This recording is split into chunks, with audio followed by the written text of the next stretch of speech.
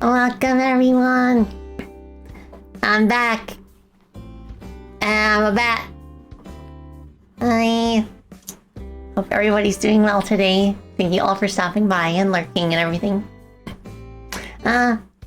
Naomi, Argo, Haidon, Anne, Hershey, Mike, Gray Stripe, Crimson, the Floofion.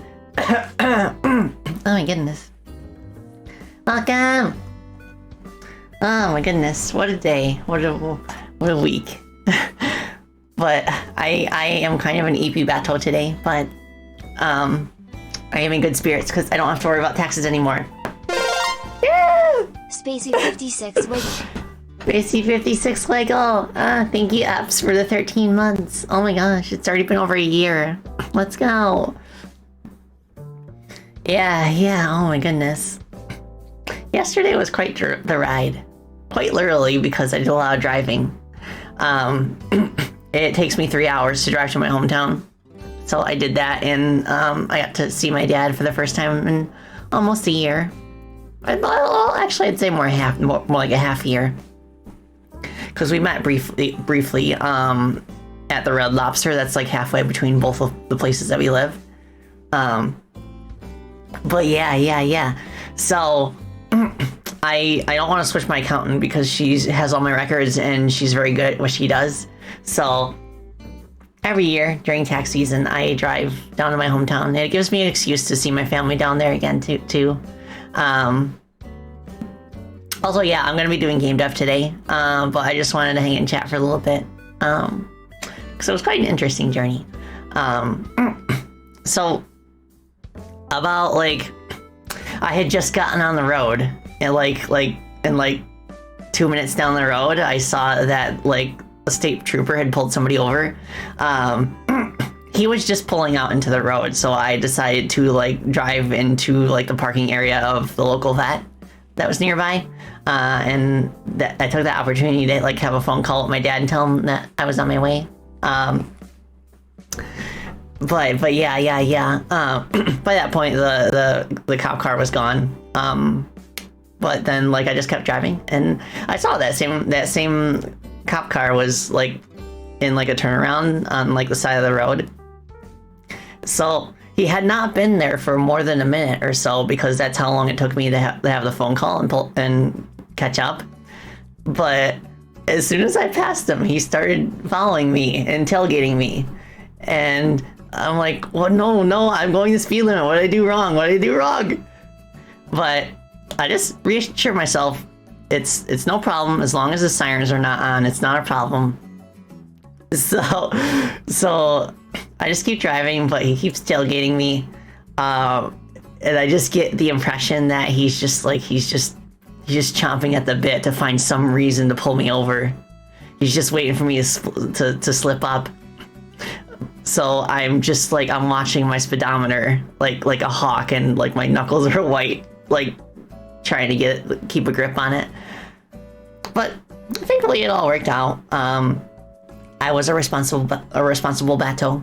And about 15 minutes later, he finally decided to pass me and then keep going. So that that made me a bit nervous, because I still have a few points on my license from when I got a speeding ticket last year. That doesn't expire until the points don't go away until 2 years since you get them. So the whole time I was like, oh, I don't need this right now. And I was right on time. I had scheduled scheduled everything to where as soon as I took off, I would get there at my dad's house at roughly the time that I needed to be there. but yeah. Bit of a white knuckle thing. I'm not even sure if he was sussing me or anything. I wonder if it's just coincidence. But oh gosh, there were so many state troopers on the thruway. A crazy amount. To be fair, I think they are increasing the number of cops on the road near where I live, because the solar eclipse is on April 8th. And I remember Mama Spacey a couple weeks ago like told me about a meeting that the cops had with the fire department up here, where they anticipate that. Why are you so bad? They anticipate that, like, during the solar eclipse, it's gonna be like the busiest day that they've ever had, like, in history up here, and that's kind of nuts. Like, supposedly this is a very rare event, and like people from all over the world have like booked like hotels and campgrounds and everything up here in order to see the eclipse. So they are anticipating like a shortage of food and gas and supplies. So sometime in the next few days, I gotta go grocery shopping with Mama Spacey, make sure that we get like a few weeks supply of food so that we have no reason to leave the house while it's going on. Because while it's going on, there's going to be like bumper to bumper traffic, like all times of day, just constantly. Oh, Prismatic Cobra mentions that you were told once every 20 years. Oh, that sounds about right. It is quite rare.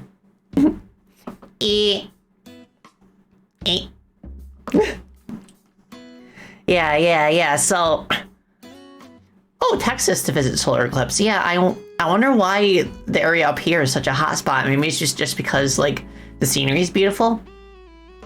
I wonder if we'll be able to see it from our household. But I really hope that people don't just like park on the side of the road up here and give us a hard time about that. But yeah, there's gonna be a lot of cops up here the next like week or two. So yeah, that was a thing. Also, there was a lot of construction on the thruway. Like for most of my trip, the left lane was like closed. Thankfully, the traffic was not bad. Because I left early in the morning, but like not so early that I would have gotten caught in rush hour traffic. So it was pretty nice. I listened to some nice music on the way, and made it to my dad's house. And last month, he actually took a trip to Italy with my stepmom. That was really nice to hear about. He told me all about it. Like, prior to this trip, he had never taken a vacation except, like, technically when he was, because he's a Vietnam War veteran. So prior to this, the only other country that he had been to outside of the US and Canada was Vietnam. And that was like, I don't know, like in the 80s. But yeah, oh yeah, little Alex. I got a little Alex plushie over there. I wish the Alex plushie was real. But yeah, like he's a very stressed person. Like he's just working all the time. He's tried retiring like 3 separate times, but he feels like empty inside when he's not working because he's such a workaholic. So this was the first proper vacation that he took. And like I can tell that it changed him. Like he seems like a lot more mellowed out. And it's really cool because my older brother is living over there. He originally went to Italy because he was like stationed there as part of the Air Force. Like he's still in the Air Force. He's still like stationed there technically, but he has made strides to just like permanently live there. And he has a fiance and everything. He's getting married. That's really cool. But he basically brought my dad and my stepmom in, and then they lived there for the month or so that they were in Italy. And they got to see a bunch of cool sights. I think the coolest thing that they went to see was my older brother had done some research on the origins of my family, like my ancestry. And he found the village that my great-great-grandfather came from.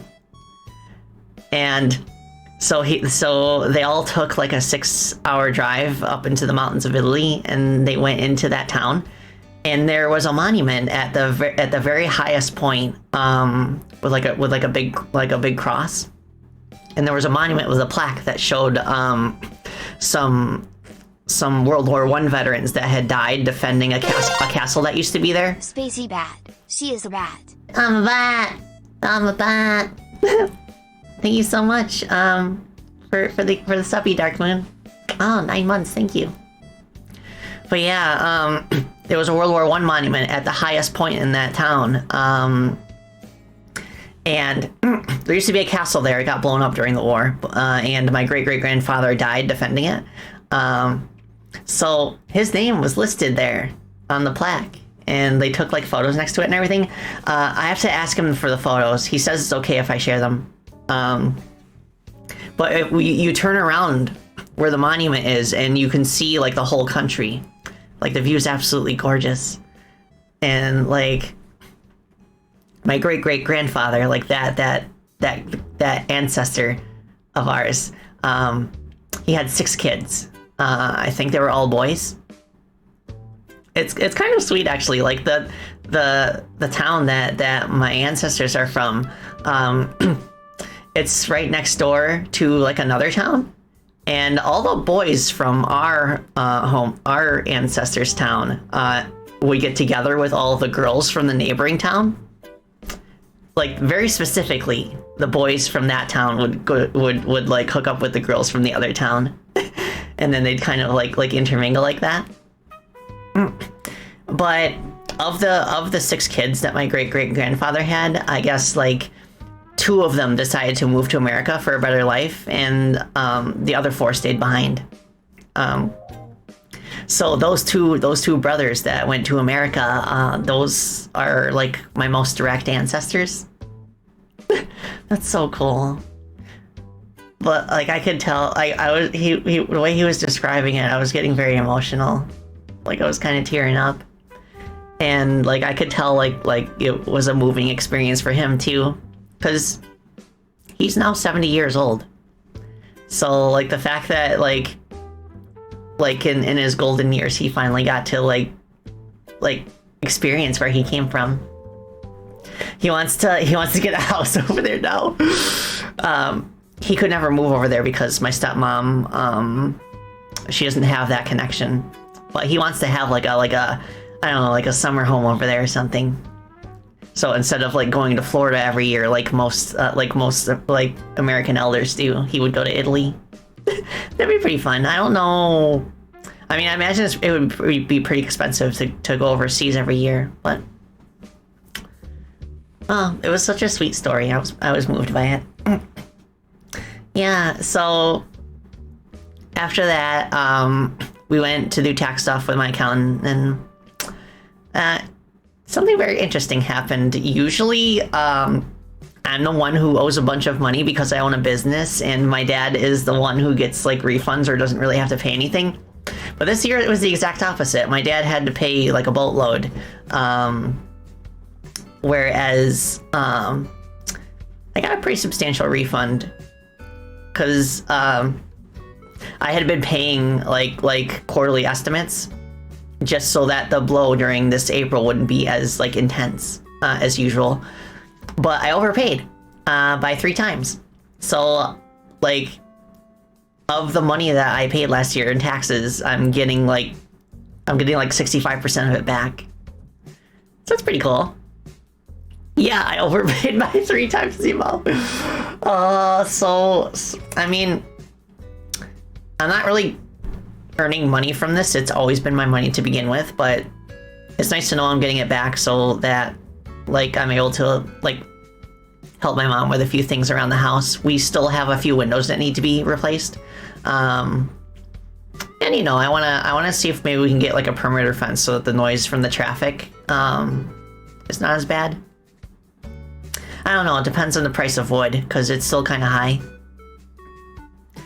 Gospel says the only reason for you to see Italy would be to check the Leaning Tower of Pisa and try local pizzas. Oh yeah. Yeah. Oh my goodness, yeah. I wonder what an authentic Italian pizza tastes like. I imagine my brother's kind of like has tried it a bunch of times over there, but like I've said before that in my hometown there isn't good pizza up here. Like there's just like the one guy that makes pizza in the entire town up here where I live, and he comes to work when he feels like it. So whenever he comes to work, word spreads like wildfire and they get crazy busy. That's not so much the case anymore because somebody bought like an old arcade that has been like shut down for many years. So they bought that out, and there's a pretty nice, there's like a pretty nice like restaurant in there that has good like square pizza. It's not the same though. It's not the same as the pizzeria in my hometown that I grew up with. So that is what Dad and I had after we did taxes to celebrate. It's you know, it's typical like American pizzeria pizza. You know, it's greasy, it's cheesy, and I love it. Oh my goodness! Sometimes you just want a big fat greasy pizza, and that's the one. But yeah, and then that was good. And then he gave me a few souvenirs that he bought. He gave me a I'm few. interested in this. Yeah, he gave me a few souvenirs that he bought during his time in Italy. Because he actually went. They actually went to the Vatican, and I guess like the Pope like comes out and like sprays holy water on like the crowd and stuff, or like on like trinkets that they have, and he had the Pope spritz the holy water on a pair of bootleg Mario keychains that he got me. I could tell they're bootleg because there's no trademark symbols. They just say Mario on the dangly thing, and they're like made of rubber. Luigi is literally Mario painted green. He does not look like Luigi. He's just green Mario. So I have a bootleg Mario and a bootleg green Mario keychain that are blessed by the Pope.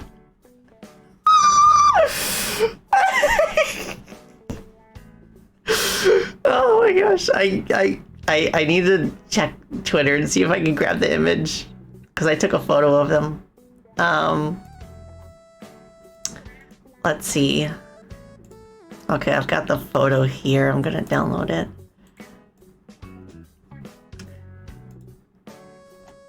Cause like the keychains look so sussy. Ugh. Like so off model. Hold on a second. Image. Pictures, photos. Hello! It's me, Super Mario on the PS4! That's literally it. Okay, I need to shrink this down. Okay, yep. That's them. It's not Luigi, it's just green Mario. It kills me that the gloves are pink. Why? Why? He probably got these off like one of those random street vendors that you see in big cities. He probably went to just like a random street vendor at the Vatican and was like, oh, look, Mario. Spacey likes Mario. I should get Mario for her. But it's okay. It was sweet. But yep, these have been spritzed with holy water from the Pope, so they are actually holy relics. Oh my gosh. I can't believe it.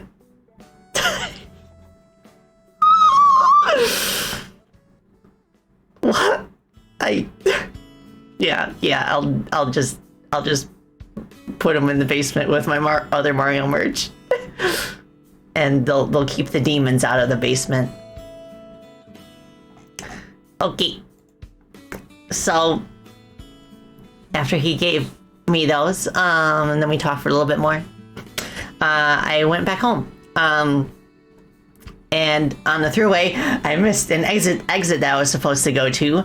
So the GPS took me on one of the back roads that are very windy and bumpy.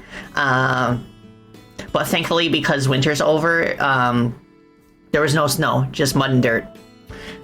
But of course, I am in a type of car, which, you know, Subaru WRX, they are a very popular choice for rally racing. So I figured, like, you know what?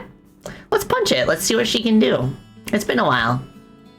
So all through those back roads, I pretty much like went on like a time trial rally race, and it was so much fun. Oh my gosh. It makes me feel like if I was actually to race professionally, I'd be right at home being a rally car driver. Cause oh my gosh, like it's so like when you go up like one of those like hills, like in the back roads, like a countryside hill, like when you reach the top, there's like a split second where like gravity doesn't apply and it feels like you're just like floating in the air. That's the best. Oh my gosh. Oh Blake, hi. I'm just talking about my my adventure yesterday. But yeah, that car is so responsive, and it hasn't aged a day since I originally got it in the summer of 2014. To be fair, I only have put 15,000 miles on it in all that time. So it's still a new car basically. Like I like for cars like that, sports cars especially, usually by this point they will have 10 times that amount of mileage. For how old my car is. Like my car is approaching 10 years old. And it still only has 15,000. But with that in mind, I think it's gonna last me many more years as long as I keep taking good care of it. But that was so much fun, just like hearing like the whiz of the turbocharger as I take the corners and stuff, and like just not having to worry about hitting the brakes. Like I most of the time I did not have to hit the brakes. I just like if I needed to slow down, I would just let go of the gas and I would just like turn as tight as I needed to, and it just turns on a dime. That car is such a dream. I don't know what I would do without it. It's gonna be a very weird feeling once it's time to get another car. Yeah, I bought it fresh back in the day, apps. When I bought it, it only had 20 miles on it. So it was a new car. And the funny thing is that the summer that I bought it, they needed like a week to prepare it. So then the day that we went there, they drove it into the dealership parking lot. But when you're pulling in from the main road, there's kind of like a steep incline. And he took that turn, like the person who was like bringing it to us, he took the turn like too quickly, and he dinged the front bumper and dented it. And my dad very purposely like over dramatized the situation. So he was like, oh, no, how could you do this? This is a $30,000 car. Blah, blah, blah. So that was his way of kind of like haggling with them. So after that little display of drama, they apologized and they made it so that not only would they replace the bumper so that it would be fresh, it wouldn't show up on any records or anything that it was damaged, but they also threw in a free accessory. I had decided to go with like one of those mirrors where you can hook it up to like a garage door and you just press a button on the mirror and the garage door opens. I never had a garage door that worked with it, but I figured why not? Maybe someday. But yeah, and we had to wait another like three or 4 days before I could finally get it. But when I got it, oh my goodness, it was love at first drive. And that car has been my faithful companion ever since. Oh, I love that car so much. She's my baby. Can you believe it, guys? Freedom Planet 2, yes. just a week away. Yes. FP2 is in a week. Oh my gosh, that too. I'm so happy about this information. FP2, yes. just a week away. Oh wow. Yeah, I pre-ordered it on my Switch and it's on the screen. It's on the home screen. That's so cool. I thought it wouldn't affect me as much as seeing Freedom Planet 1 on my Wii U, but it still got me emotional. I can't believe it's just the day is finally here. Oh my goodness. But yeah, like after the rally racing, I like it was another like 15 minutes until I got home. So I was like, yeah. So yesterday was exhausting but fulfilling. And I still am a bit yeepy today, but I will do my best to do some game dev stuff and kind of like experiment with a few things that the testers have pointed out. See if I can like polish a few things up. But yes, April 4th. is next week, and that is when Freedom Planet 2 releases on Nintendo Switch, on PlayStation 4, on PlayStation 5, and on what's the most recent Xbox Series X or something? Well, like I think there's like 2 Series X and Series S. I think it's going to both. I'm not sure. I'm not an Xbox person. But yeah, it might be fun to stream Freedom Planet 2 next week. We'll see. I have been invited to a stream to promote the game. I think that happens on Tuesday. But we'll see. But either way, I hope everybody who got the game enjoys it when it comes out. And like huge props to Spectator and Will for carrying this release. Because they handled pretty much they handled like the vast majority of like the bug fixing and everything, and with implementing the boss rush. I have not played the boss rush yet, so this is the first piece of Freedom Planet 2 content that I will be playing completely blind, and that's exciting. I made the game and I'm getting to play through something that I haven't played before. It's so cool. But yeah, I'm very excited about that. Let me get down from here. Let's see. Hi.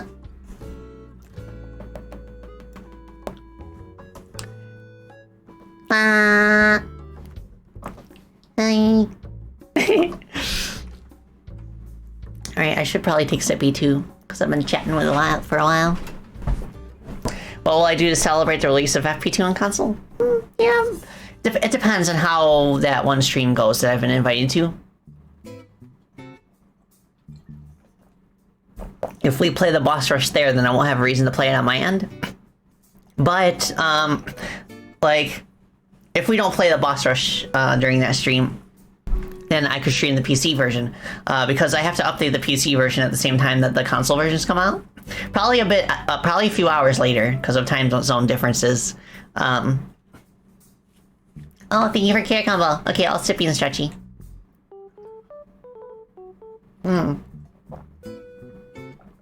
The other thing too is that I don't know when we're gonna get the source code for the console versions, because the implementation of the other languages in the game was handled entirely by Xseed.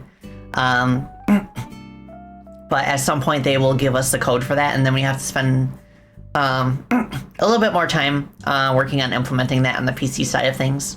But then once that's done, Freedom Planet 2 development will finally wrap up after 8 years.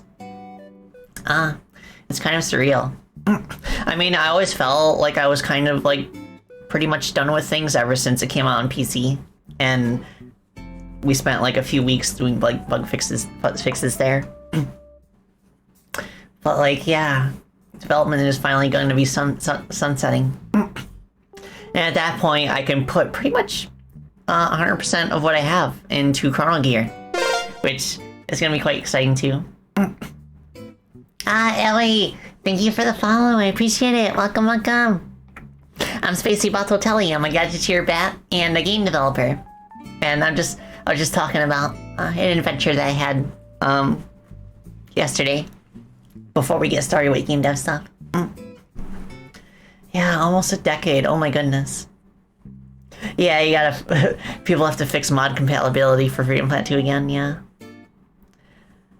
Blake says, all you can say is, even though you're still very hard at work, you still cannot wait till the day comes when I possibly play your game. Oh, that'd be pretty cool. Depends on what kind of game it is, I suppose. And what systems it's for. Oh my goodness. Oh, so much talking. My throat's already scratchy and I haven't even properly started yet. But it's all good. I enjoy it.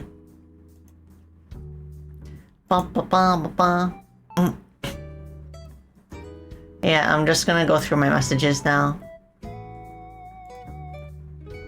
Yeah, I'm gonna have a voice call with our programmers in Chrono Gear tomorrow. Just to go over some stuff, because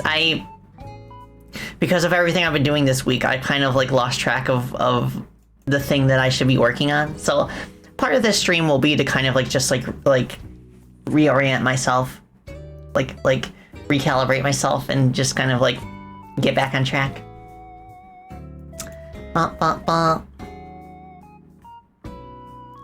Okay, somebody's asking me a question about our stuff for Chrono Gear. Okay. Feel free. For already done. But you can touch her up if you would like. Okay, cool.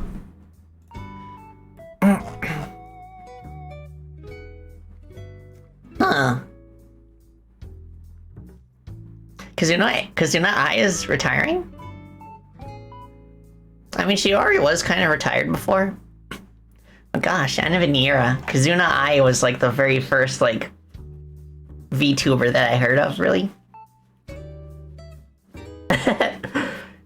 You want to add rail grinding as a feature? I will say this. No matter what kind of game you're making, there is not, my opinion is that there is not a single game that would not benefit from grind rails. like seriously. Even racing games, yes. Have you played Buck Up and Drive? There's grind rails in that game, and it's awesome. You can literally grind your car on a rail.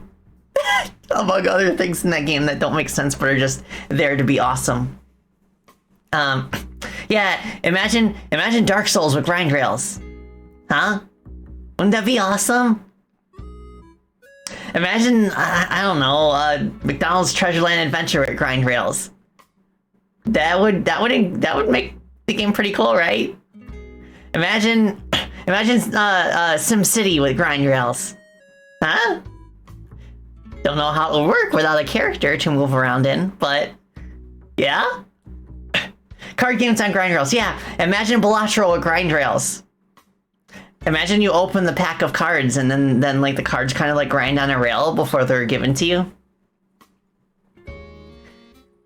Yeah. Imagine like a Final Fantasy game with grind rails. Yeah. Yeah, I gotta add grind rails to Chrono Gear at some point. Okay, so I'll take one last sippy and then we can wind down and do some game devin. Well.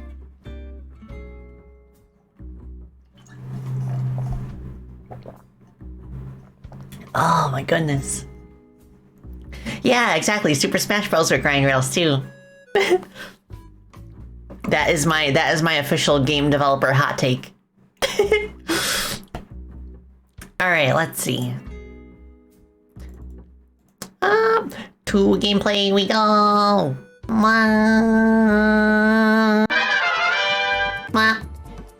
Okay. So, since I've been busy this week, I haven't made too much progress, but I have made like a few strides. Let me check the changelog real quick.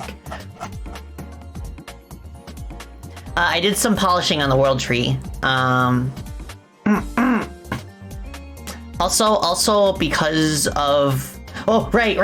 Okay, I think the most significant thing that has happened since last stream is that Belltown looks way prettier thanks to Edge Drive. So we're gonna go to Belltown.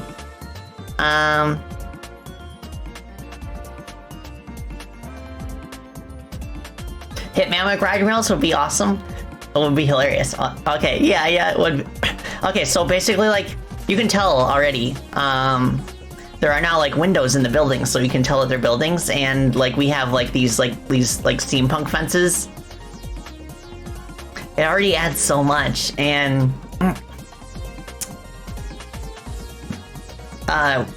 also touched up the lift a little bit, not by much though. The underground has had significant changes to the visuals, which I feel like I need to play through the stage to like fully appreciate. Hold on a second, I'll pause and then do a playtest. Okay.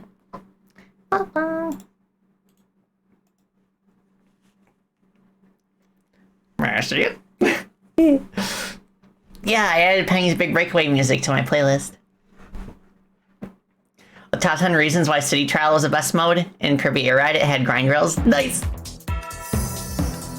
Oh, also, I don't know if I'm gonna keep it like this, but I have, I now have a note counter in the bottom left. So you can actually tell what your song power is. Like, I'd love to find a place for it next to the timer, but I just, like, it doesn't feel balanced in terms of visuals between the left and right side if I do that. So, in the cornering is okay, I guess. Maybe in the corner I could also put some markers for, like, the optional collectibles in each level. So if you collect, like, the level CD, for example, it would show up as an icon next to the note counter. But yeah, like the windows and stuff, and the shading on the ground has been improved as well.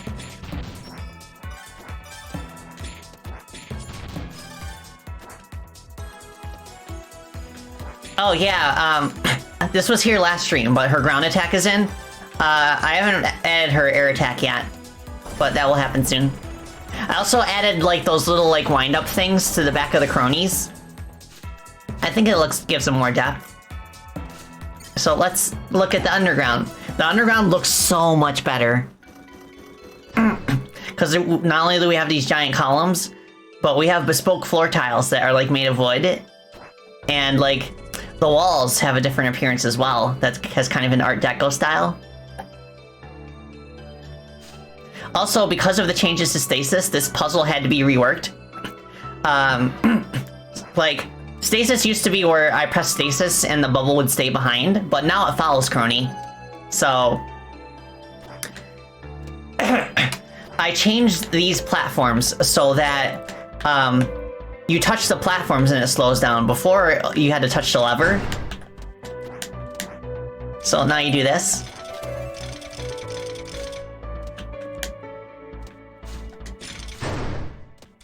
Which, it's honestly should have always been like that.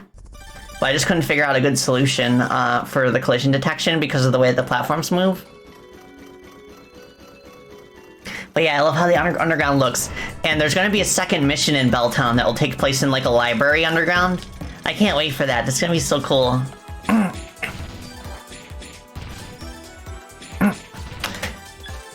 And I've also reworked a few of the sections in the bell tower. Oh, Aslax, hi! Hope you're doing well. Yeah, oh my goodness, okay. I should probably take... Oh, Rami, hello! Alright, I feel like, you know that, like a tingling feeling in your throat where you feel like you're gonna have like a big cough? Hold on a second. Where's my input capture? There we go. Oh gosh, that sounded nasty. I'm glad I muted that. Alright, I need another sippy.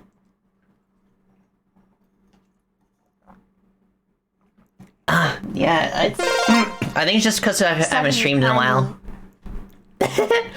Oh, Romy, thank you so much for the Prime sub. I appreciate it. Yeah, like since it's been a while since I streamed and I did not, like, exercise my voice prior to my stream. I'm just kind of dealing with that, but I do apologize. It should clear up as the stream goes on. But yeah, the window in this indoor sections, they've been touched up too. And there's also like big columns in the back now.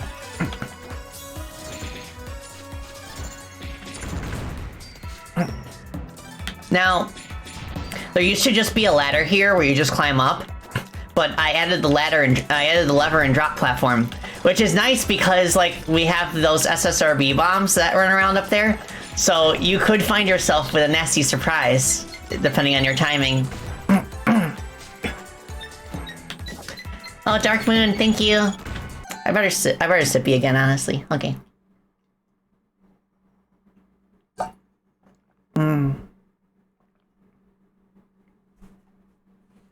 Oh my goodness.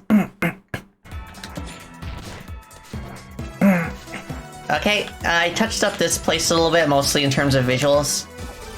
And also there's now windows in like the background parts here. It just makes the area just like feel like more lived in. enemy sprites have not changed. They've always been the same. At least in this level.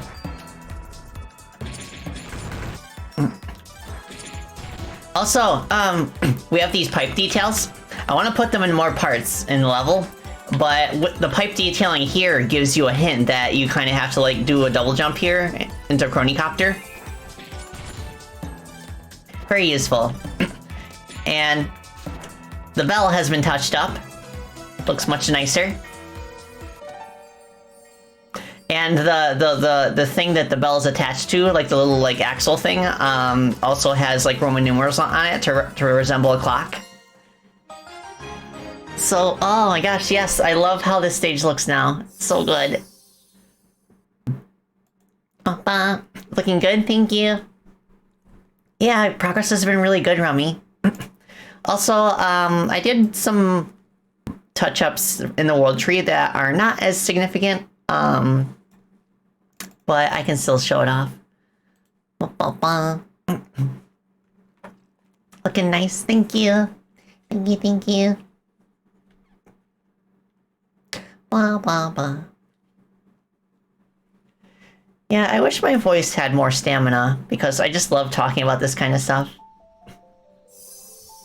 It does help when I have, like, guests on, and they kind of, like, share, like, the load in terms of, like, spoken, like, things. But I think maybe with, like, proper training on how to control my voice, I could, it would be, like, less punishing on my throat. Alright, also, the frog slimes that have had a change to them. When you kill them, they leave behind a mushroom spring. Oh, Hesitant Dragon, hi! Thank you for the follow, I appreciate it. First dev stream that you've ever seen. You recently saw my cameo in Freedom Planet 2. Let's go, thank you for playing.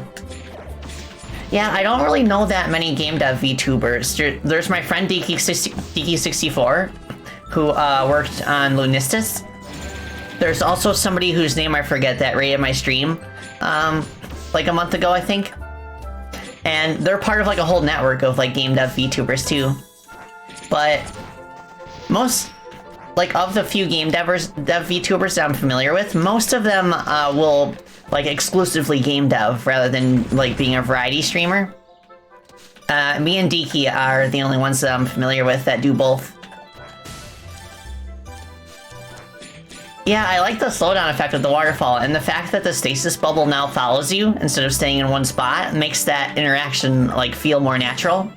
It also makes it feel more natural, the fact that when you have stasis active, you can tank a hit without taking damage, like that. Since it follows you, it now feels like a proper like shield almost.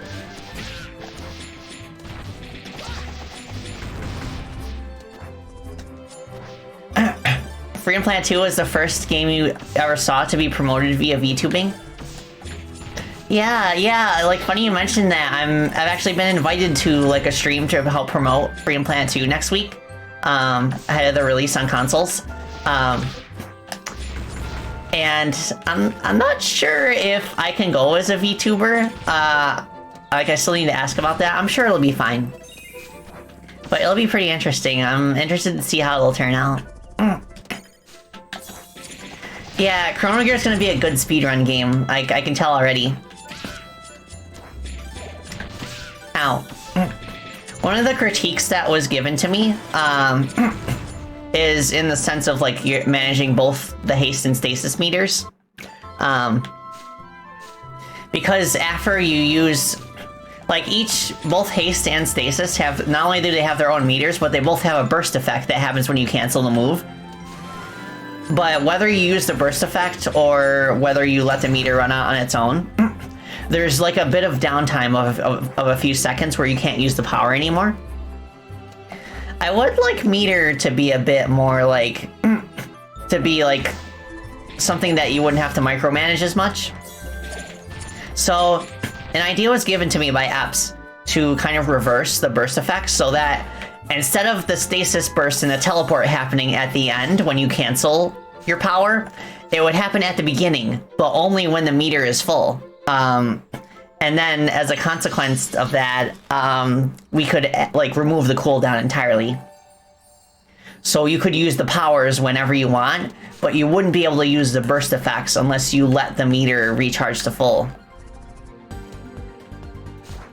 Yeah, I like the look of the Clippers too. Those are actually an enemy that was in another Hololive fan game that was like an RPG, called Counselor vs. RPG. That game actually like was a major inspiration for me to start this project, because the way that Kebby handled like the characters, like, was just like so touching to me. And like, Counselor vs. RPG focused on the members of Hololive English Promise. And this game does too, but this game specifically focuses on Oro Crony, whereas Counselor vs. RPG focused on like all 5 members. Well, all 6. But one of them's like retired, so. But yeah, I figured like there'd be a few instances in Chrono Gear that where you'd see like enemies that were in Counselor vs. RPG. Yeah, that's so cool, a person. I heard of that. Like, Toby Fox did a couple of songs for Hololive. Most recently, he did one for Kanata. He also did one for Hosho Marine, but that was under, like, an alias because, like, she's Hosho Marine. That's all I need to say. But it's really cool that that cover just lets her do whatever she wants. I respect it. Alright. So that's kind of how the world tree feels now. Like, the main difference is that I kind of like adjusted the timing on like the time travel stuff. I made it so that the music for Summer does not play until after the cutscene where you show the golden gear. And I also made, like, you know, like the frog slimes, they drop the mushroom springs. So yeah. So I was thinking I could experiment with Eps's suggestion to have the burst effect occur at the start instead of the end. We'll see how it goes. I don't know if it's gonna stick, but sometimes in game development you just have to go for something, and if it doesn't work out, it's fine. It's not wasted work, because you learned something. Oh, okay, somebody's DMing me. Hold on a second.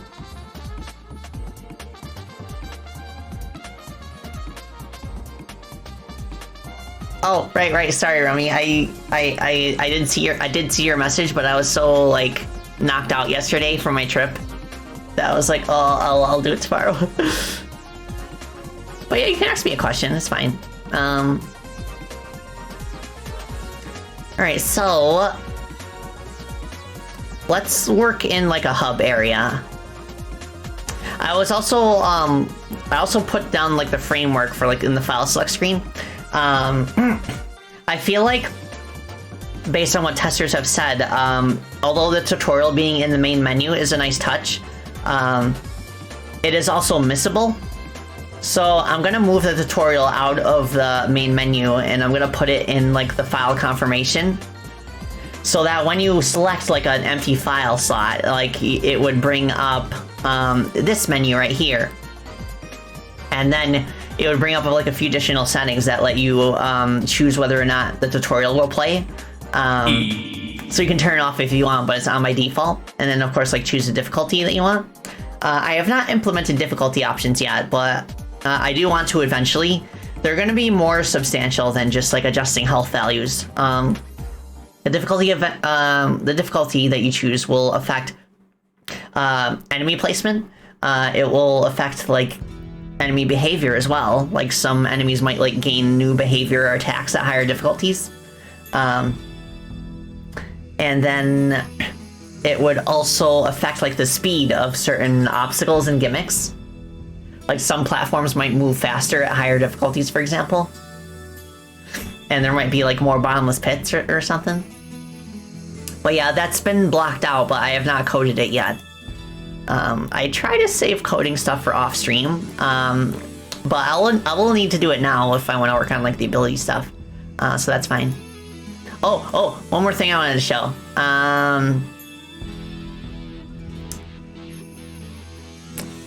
Did I show off the beach level? I think I did last stream. But I'm just gonna go to Atlantis for now. Because I have put more work into the swimming physics.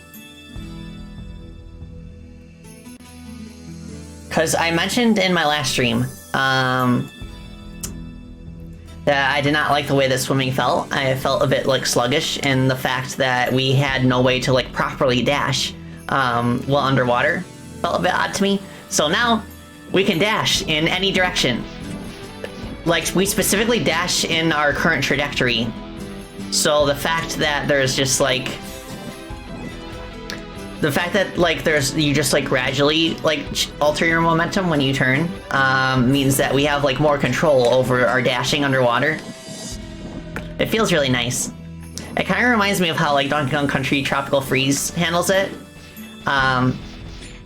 Which was kind of, like, an inspiration of, like, a really good example of how to handle water movement. And also, we can drill dash as well, and it'll carry our direction over. Echo the Dolphin vibes? Can you still do the spinning slash underwater? Yes, if you have haste active. You just have to press this without dashing. Press attack.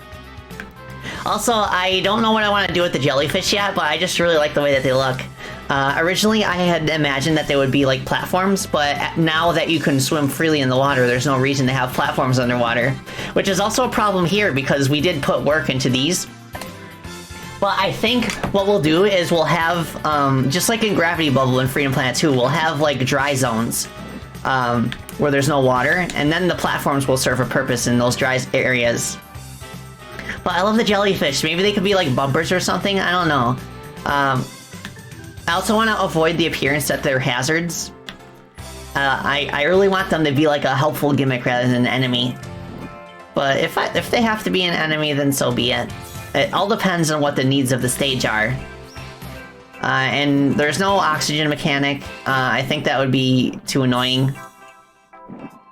Because my original intent with like the submarine that follows you around was that it would be like a mobile source of oxygen for you. But like, I guess now it would just be decoration. And I can't remember if I showed like the background area of the beach either.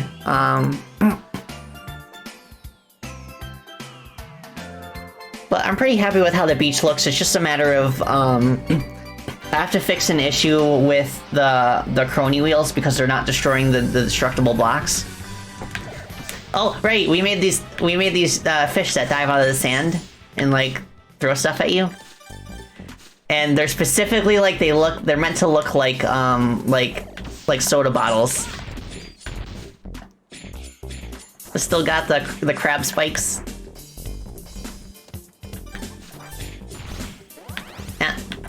So yeah, like the bug that I'm dealing with is that this doesn't get destroyed. It's specifically because like the crony wheels also count as terrain, and when terrain hits terrain, that's when they get destroyed. And I guess it's checking for that before it's checking for like the hitbox of the bomb blocks. So I might need to talk with the coders about that tomorrow when we have our coders meeting. And I also put like a hint box here to explain how swimming works, because this is the first level with like proper like water physics. But I love how the water feels. Nice. I experimented with these kinds of things, but like I don't know if I like how it feels, but I could use them in another level if so. I don't like... It's really tough thinking of like a proper gimmick for like the underwater section in the beach, because I don't want to overwhelm players right off the bat, because they're still getting used to how to swim. Maybe what I could do is I could have like tunnels like embedded in the walls, where like you enter the tunnel and it kind of like moves you around it like really fast, and then you kind of get like spit out of it, kind of like the pipes in Shenlong Park. Except like more organic maybe. But yeah, like I really like the feeling of just like being able to like jump out of the water like this, like from dashing. Maybe I could increase the speed that you jump out of the water. Like if you leave the water while dashing, maybe it would give you more velocity. That'd be pretty cool to play around with. It does kind of give me like an Echo the Dolphin vibe, almost. Okay, so that's that. Okay, let's see. Oh, awesome, Remy. Yeah, I'll think about it. I'm not 100% sure yet, but we'll see. But either way, I am always excited for Sage. I cannot wait for the next one. It's always fun seeing what people come up with. It's like, gosh, there's so many creative people in the Sonic fan game community. The Mega Man fan game community as well. Pretty much any fan game community, really. Well.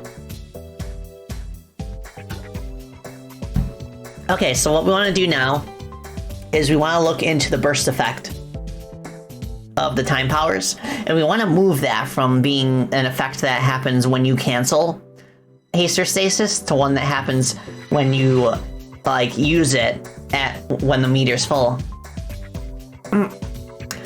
Well, okay, so I guess the first step is that we could like adjust the condition where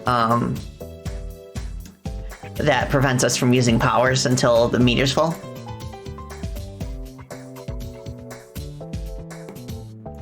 Okay, get time powers. Pressing this. Okay. Right, this right here.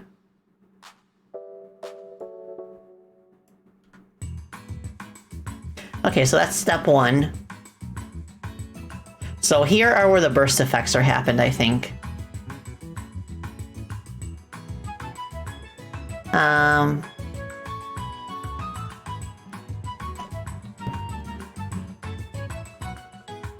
Okay, so this is where the teleport happens.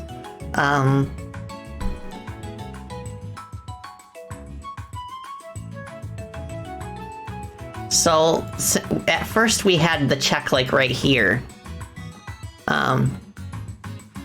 So what we'll do instead is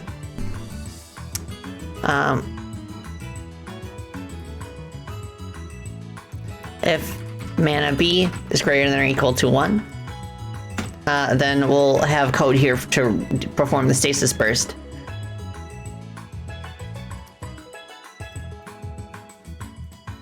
Okay, so teleport. So if the power is a power up fast,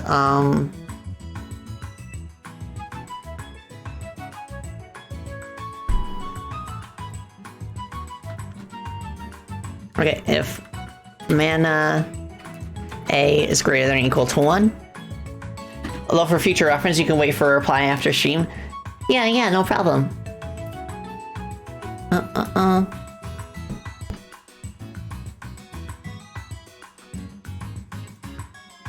Okay, we want to move this down here.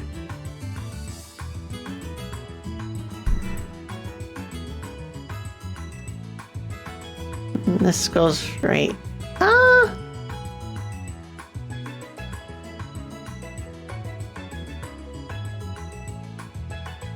Not equal to, okay.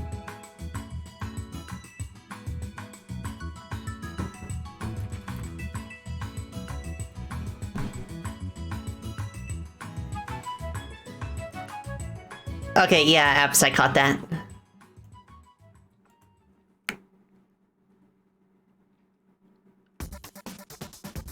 Okay, so there's this. I might need to rework, like the time bubble code specifically to do the same thing with the stasis burst.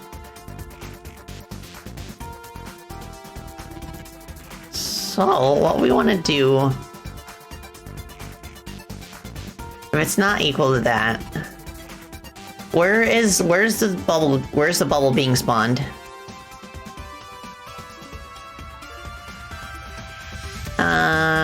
Right here, I think.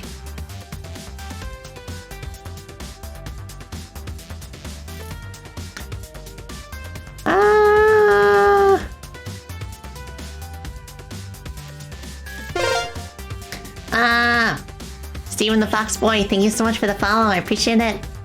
Welcome, welcome. Hope you're doing well. Oh, I should change the stream category now that I'm done talking.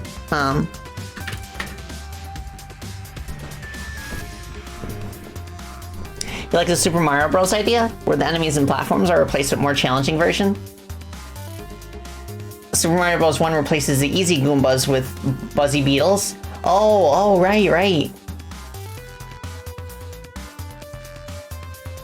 Oh, I do, now that you mention it, the original Super Mario Bros. Does have that, like, that harder game mode that occurs after you complete the game once.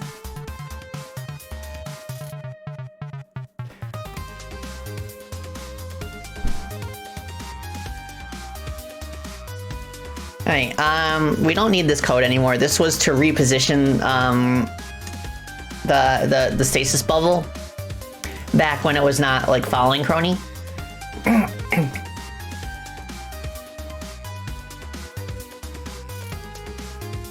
Let's see.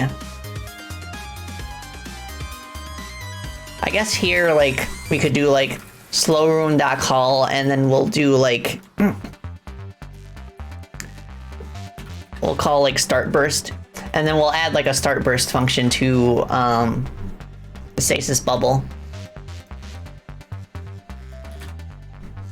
Okay, so in the time bubble script...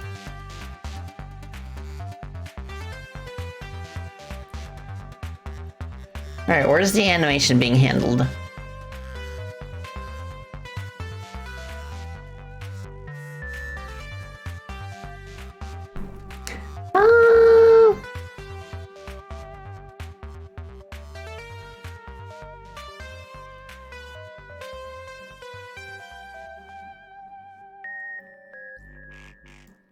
Time ripples false. Okay, well, let's see.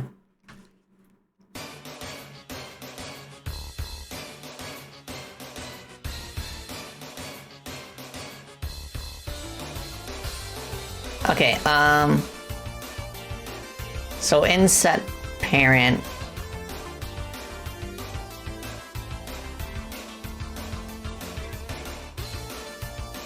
okay, we'll do this.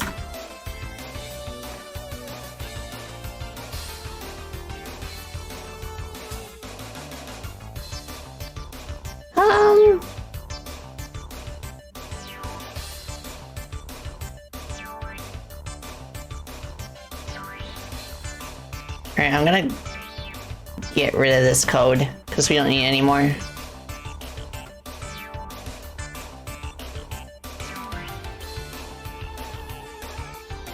So how do I handle that in the player script again?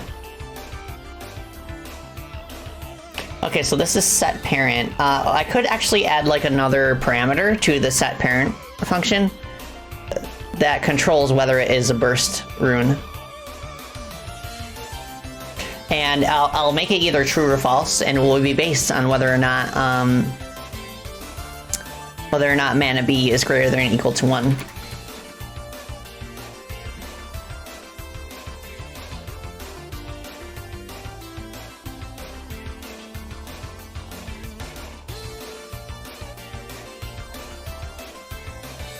Okay,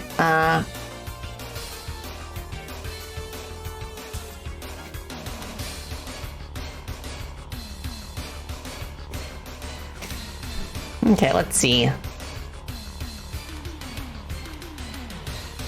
Now we go back to the time bubble script. So set parent is here, and then ripple effect bool equals false. If ripple effect, then we do this. And then we go into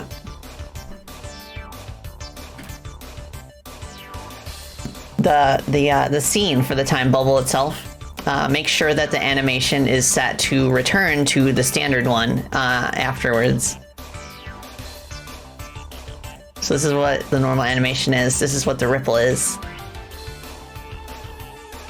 So after this animation, what we want to do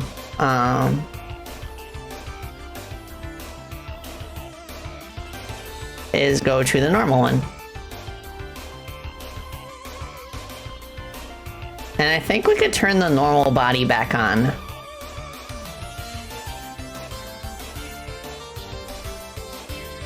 And the outline.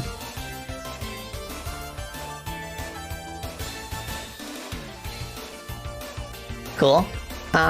What's handling the rotation? Jay Cassie, thank you for the follow, I appreciate it. Hi. Hope you're doing well. You'll have to stay. Yeah. I hope everything works out, Luis.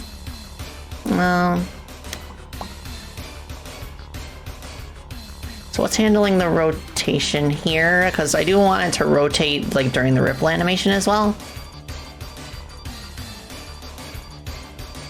So let's try this. I'm gonna copy these parameters.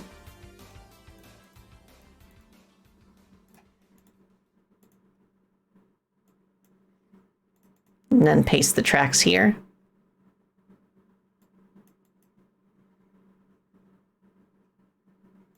And then I'm gonna set this, I'm gonna add keyframes.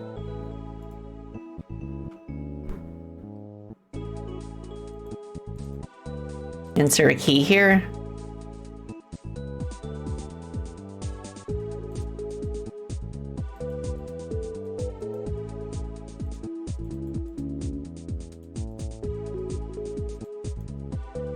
Okay. Then we'll move all this up over here.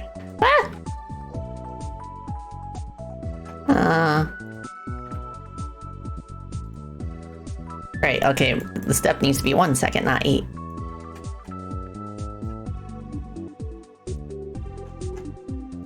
Okay, put it back down to 1 second.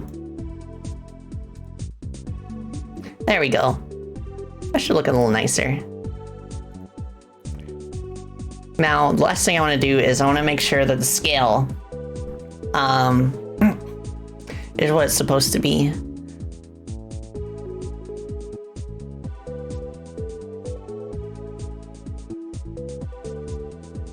So it starts at a scale of 0, I think, and then it kind of grows, but if it's the burst effect, we want it to start at the size it's supposed to be.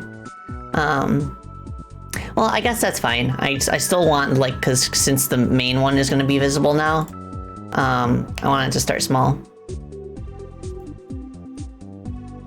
And if it doesn't work out, then we can just, like, hide the bubble again in the animation.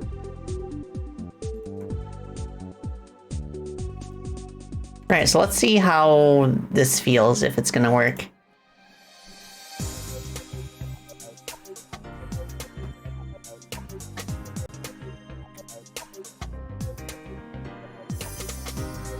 Okay, so both meters are full. As we can see, we have the burst effect. We can activate haste at any time now, but we do not get the teleport effect unless the meter's full. And the same should apply for stasis. It does not. Okay, I want the time bubble to shrink when the power's over.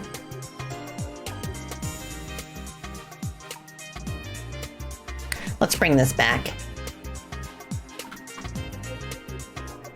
And then we'll just comment this out. So for setting the parent,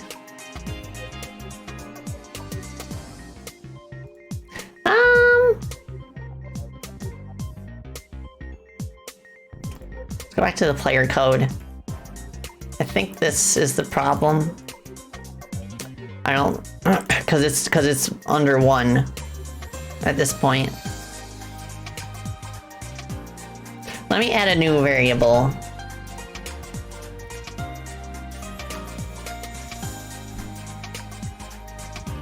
Var stasis burst bool equals false if mana be greater than equal to 1.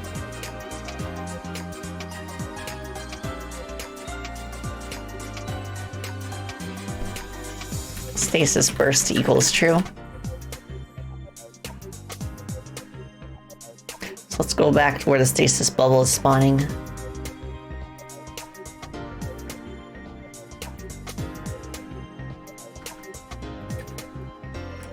There we go.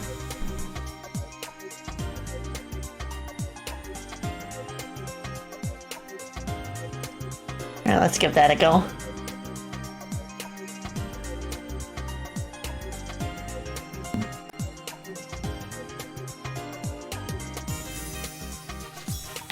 Okay.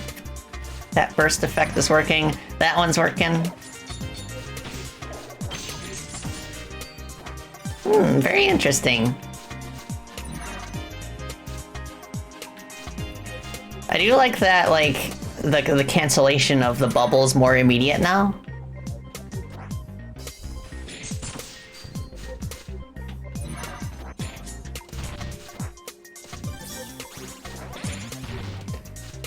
But, like, I feel like the teleport effect isn't quite as beneficial as the stasis burst.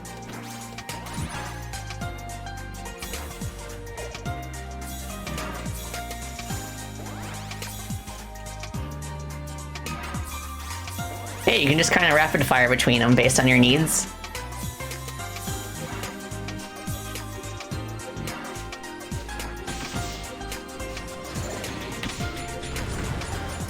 It will take some getting used to. And like, obviously if it works out that this is more beneficial in the long run, then like the graphics might need to be reworked a little bit. Bump, bump.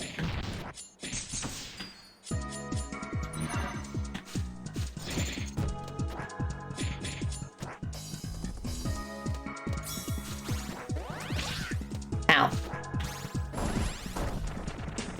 Tribe, hi!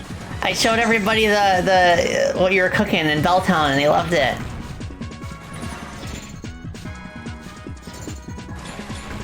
Yeah, the burst effect being on the beginning feels nicer for stasis than it does for haste. Although it does, like, maybe I just need to get used to it.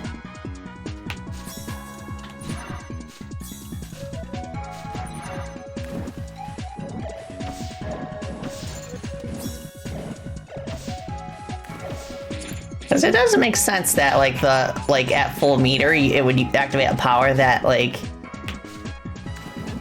is like a more intense effect.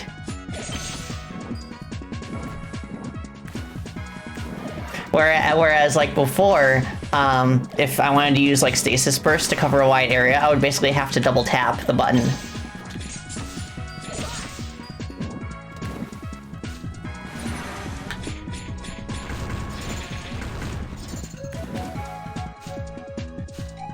Nice.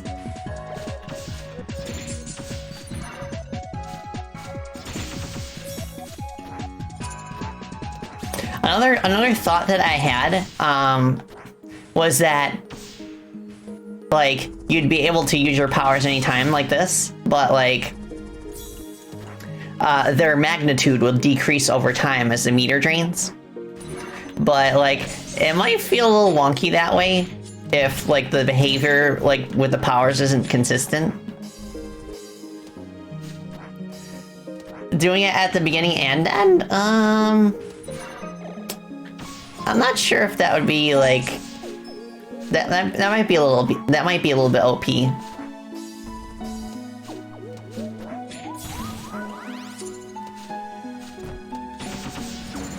Nice. Let me play through a few stages and see how it feels. I'll play Dual Cyclone since that's the hardest stage we have so far. I did make one change to Dual Cyclone since last time. There's no bottomless pits anymore. So it's a bit gentler in that regard. Even though the bottomless pits, like, kind of, like, bring you back to where you need faster. Like, it just like, the stage throws a lot at you for being in the first world.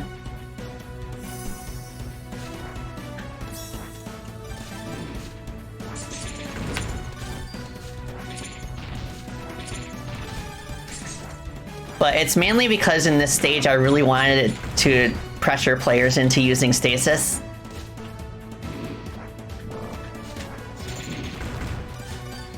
And because of the change where like the stasis bubble follows you now, it's actually a bit like more satisfying to get the CD. Because you really have to position yourself in a way that you can move past the crystals in that room, but I'll show when I get to that part.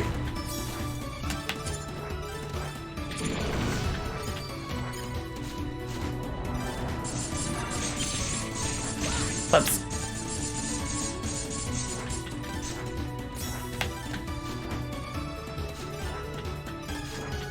Yeah, this part right here. With proper timing, the crystal will slow down just enough for you to actually get there, like that.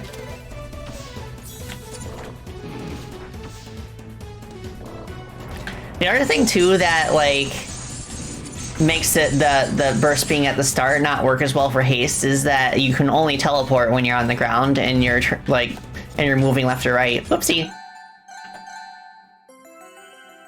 No. Also, why is that still showing the note counter? I better fix that real quick.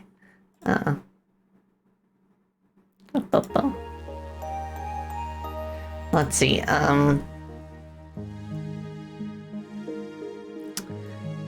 not hub, not cutscene.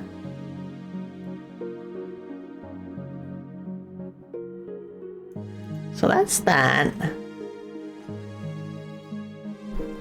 Because they're part of the same... You're part of the same part of the hub, so why is it not being hidden with everything else?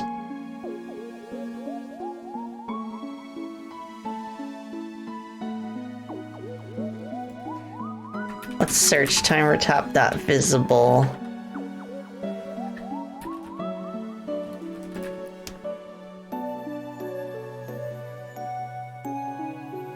Reset?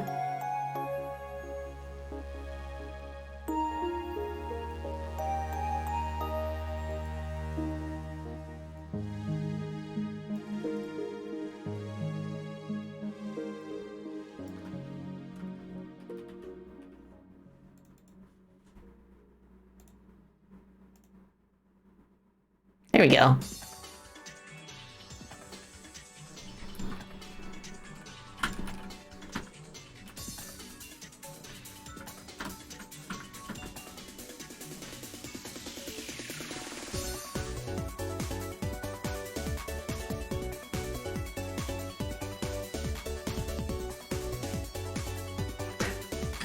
Nice. Okay, we got it.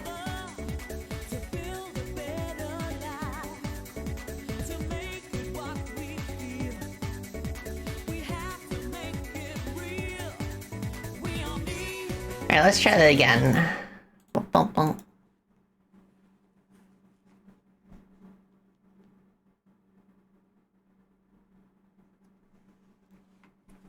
Oh, you're externally screaming? Ah!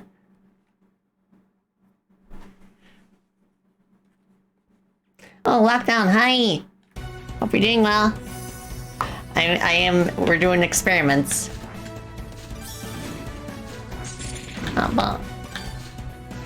You apparently narrowly avoided the biggest Linux supply chain attack in history? Oh my goodness. Like, how does that work with supply chains? Is it mainly like the kind of exploits that hackers use for like websites and stuff?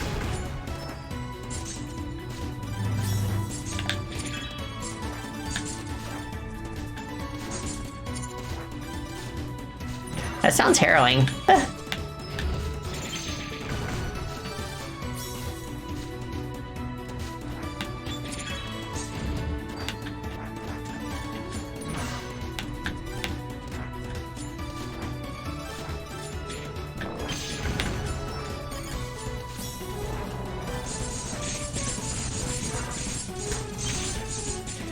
I do like how, when you tank a hit from stasis, like, the fact that it shrinks down instead of doing the stasis first makes the effect a bit more clear.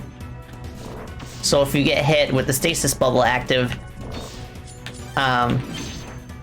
you'll see like the spark effect that happens when when the hit is blocked.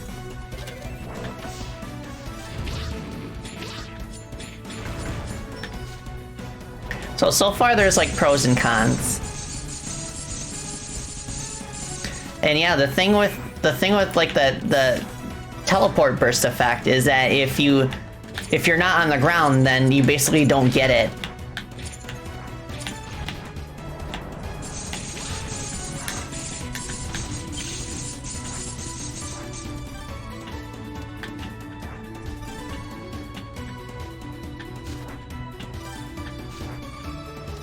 Oh, so a version of Linux, Alfie, shipped with obfuscated code that would have injected a backdoor?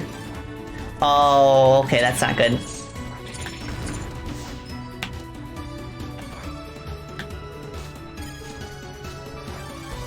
But yeah, hopefully, thankfully y'all caught that before it became an issue. Luminous, hi!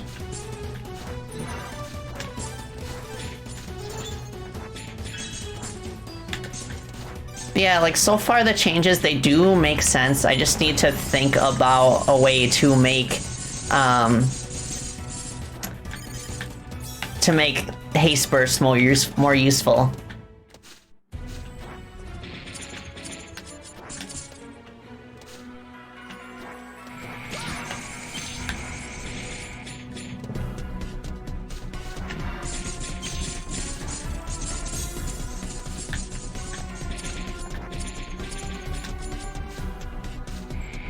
Seeing game devs make games helps your concentration somewhat on your own mod projects. Oh, that's awesome.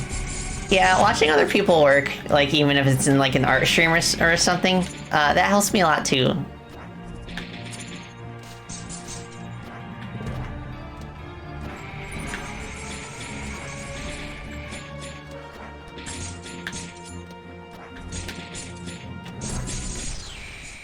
Nice.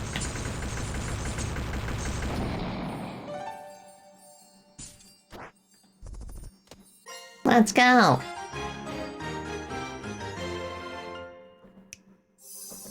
Okay. Okay, so let's see. Another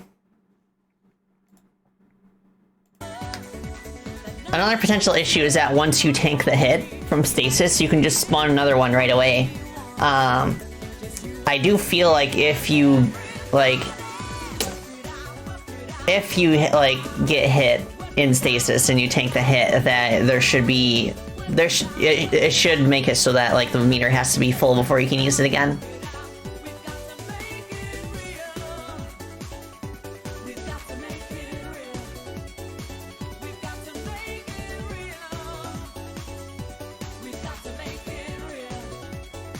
I mean, who says that haste has to be the one that changes? Maybe we could just make this change apply only to stasis. So, like, stasis would have the burst at the beginning, but haste would behave the same way as it always has.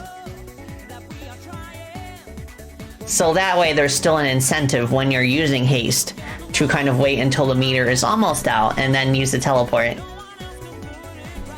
But yeah, it would still need the old meter behavior where we can't use it until the meter's full, so that kind of wouldn't work.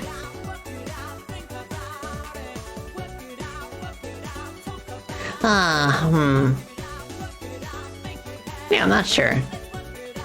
Not sure how I feel about this. I do feel like there's gotta be like a middle ground that would actually like feel natural. But either way, I do want to kind of create a situation where you don't have to worry as much about waiting for your meter to refill.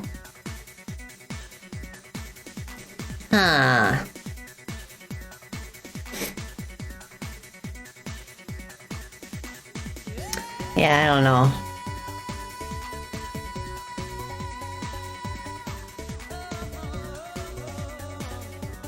I'm gonna copy this code. Get crony time powers. I'm gonna put it in a Word document for now and then revert everything.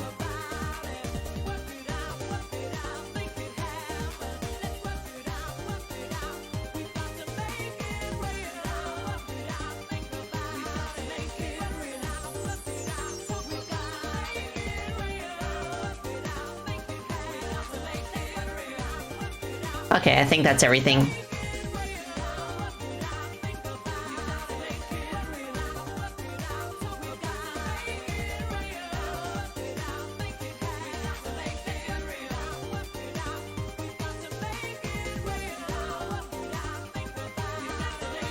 I do like the change to stasis, so maybe I'll keep it like that. Despite the change.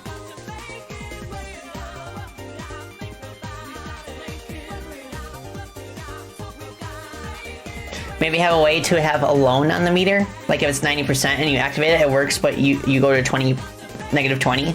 So you have some flexibility, but you can't spam that grace period. Possibly.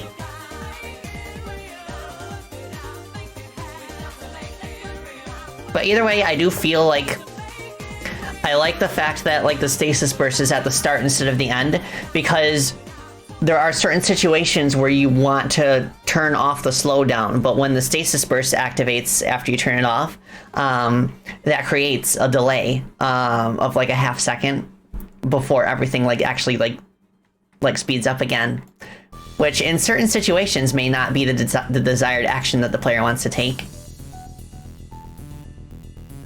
So what I will do is in the code where we summon the burst, I will just set this to true.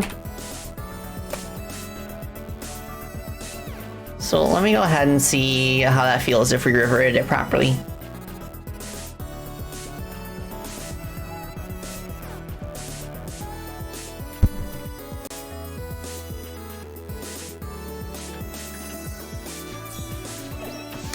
Okay.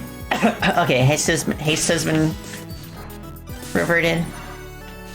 But stasis does have the burst at the start now.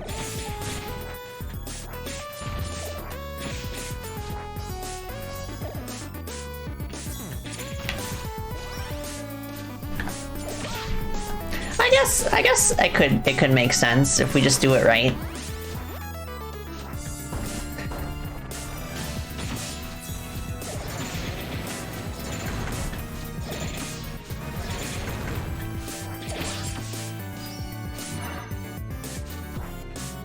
Nice.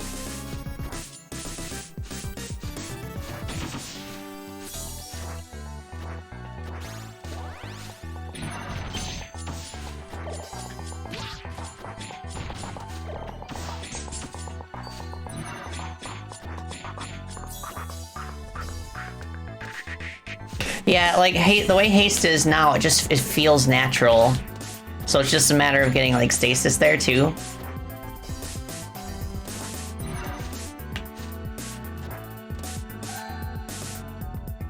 Wow.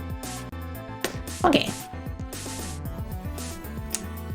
So I guess the way that it is right now with the stasis burst happening at the start instead, I'll pass that to testers and see how they feel about it.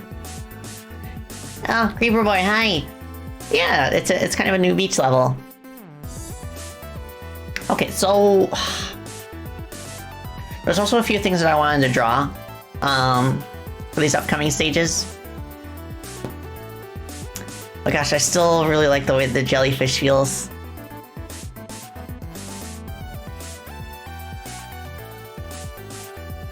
I actually used like a bunch of like built-in line renderers for the tentacles specifically. It took a while to set up because they each have like a vector array of like different coordinates.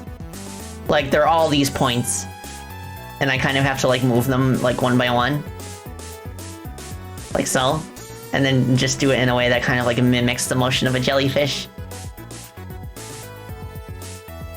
Ah, thank you for care combo. Alright, I'll take Sippy and Stretchy.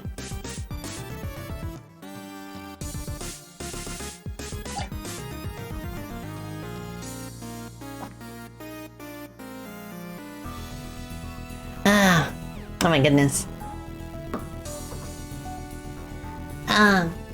Now, I did mention that for, like, I think for both Beach and Atlantis, we could have air tunnels, like pipe tunnels. And the way we can kind of think of it is that, like, essentially the behavior that we want is akin to having like a line of boost rings that kind of like automatically propel the players in certain directions. And it'd basically be a way to like make that flow a little bit better by having like tunnels embedded into the walls, and you just kind of like move around and it kind of like spits you out at high speed. I think that'd be pretty cool. Something else we could do is we could also have like a water vortex that kind of like pulls you towards it. Basically acting as kind of like a gravity influencer. And that would be another way to kind of make like swimming around like a bit more like faster and interesting.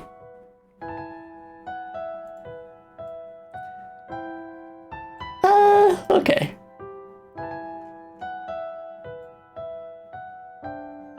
So I'm trying to think how I want to get started on these.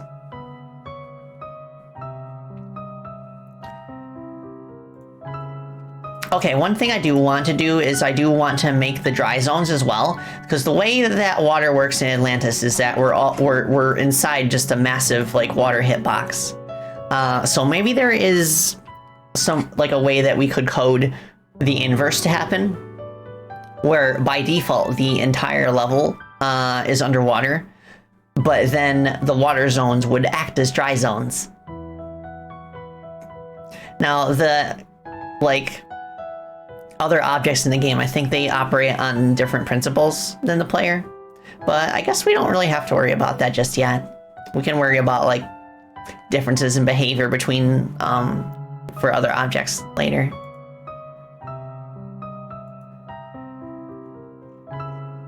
So, okay, where should I put the condition that just like sets the player permanently underwater? I imagine that would be in the player start.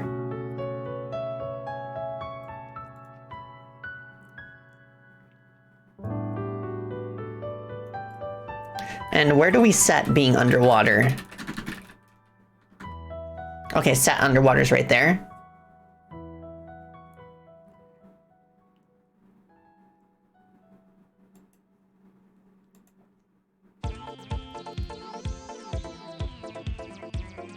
Yeah, we could anarchist, but I don't want to leave any gaps.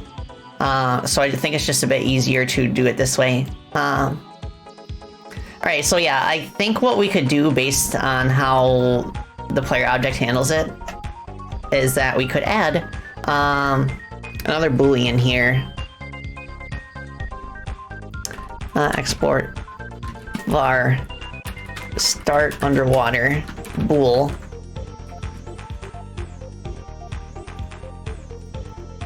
And then in the code where we actually spawn the player and set their values. Starlogs VT, thank you so much for the follow. I appreciate it. Welcome. Hope you're doing well. Okay, so if start underwater target player to underwater equals true. I mean, okay, yeah.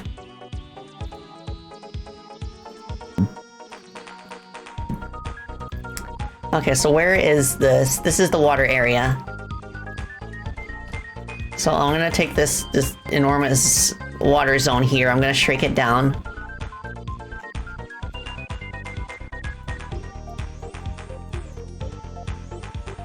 I'm also not gonna do the distortion effect that I had in some Freedom Plant 2 water areas, because it just like, since the game uses nearest neighbor filtering, it can be a little disorienting. So I'll come up with a different effect for like the dry zones to indicate that they're like outside the water. So I'll just put it here. And then in the script, what do we got? Okay, water area. So I'll add a new variable, export var inverted.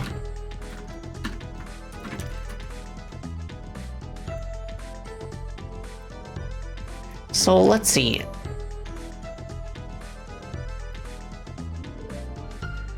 Could I, for this, I'll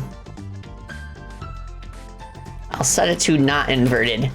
And that should flip the sign, right, from true to false.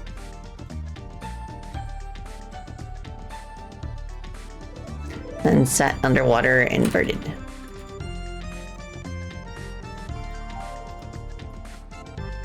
Yeah, I love Bomberman 64's music so much.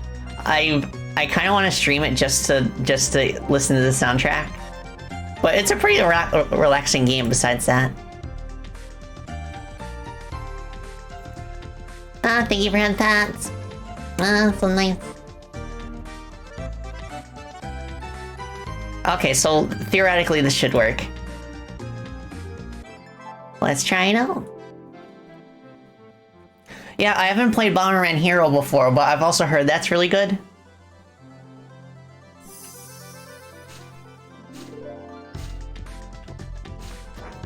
Okay, so we can see that there's no water physics.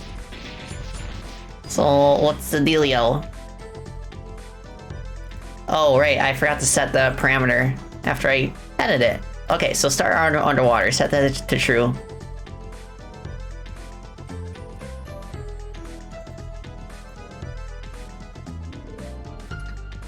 Oh, now that you mentioned that, I can kind of see that, Saturn. It does, like, that game also has, like the cyan-colored palace. Okay, now we're underwater.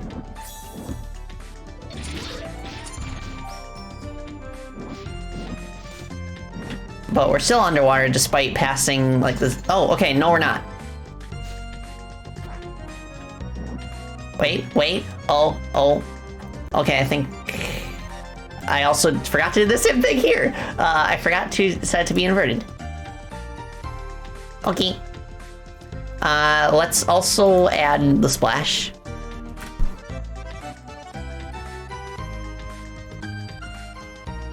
I'm gonna add like a box or something here, just so that I know. Do we have a color rectangle? There we go. I'm gonna make, like, set the material to additive.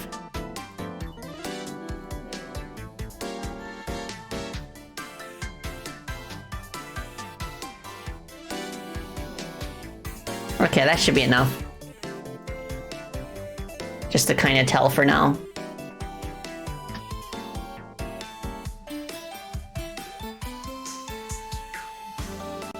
Oh, the pillars and whatnot? Yeah,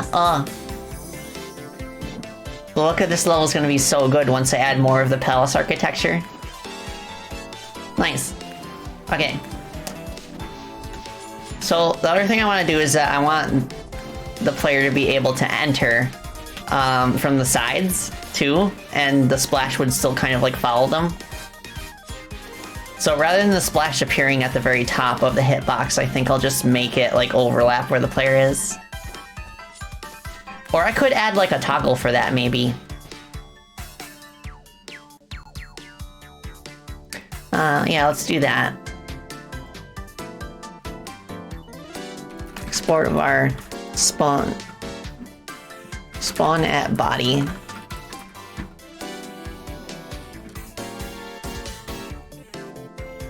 E.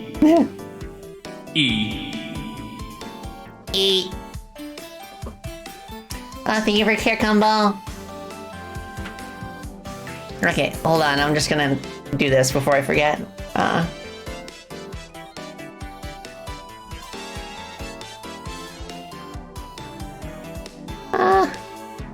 If spawn at body.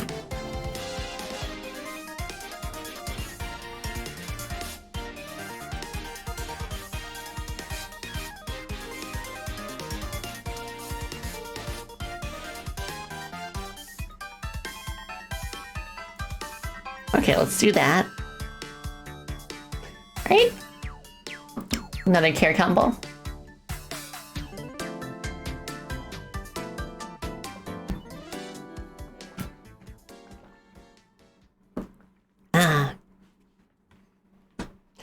was easier than I thought it would be.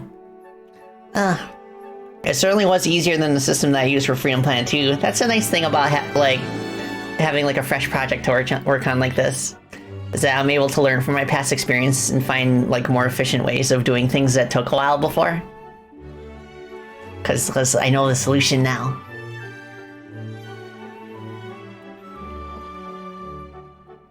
Okay.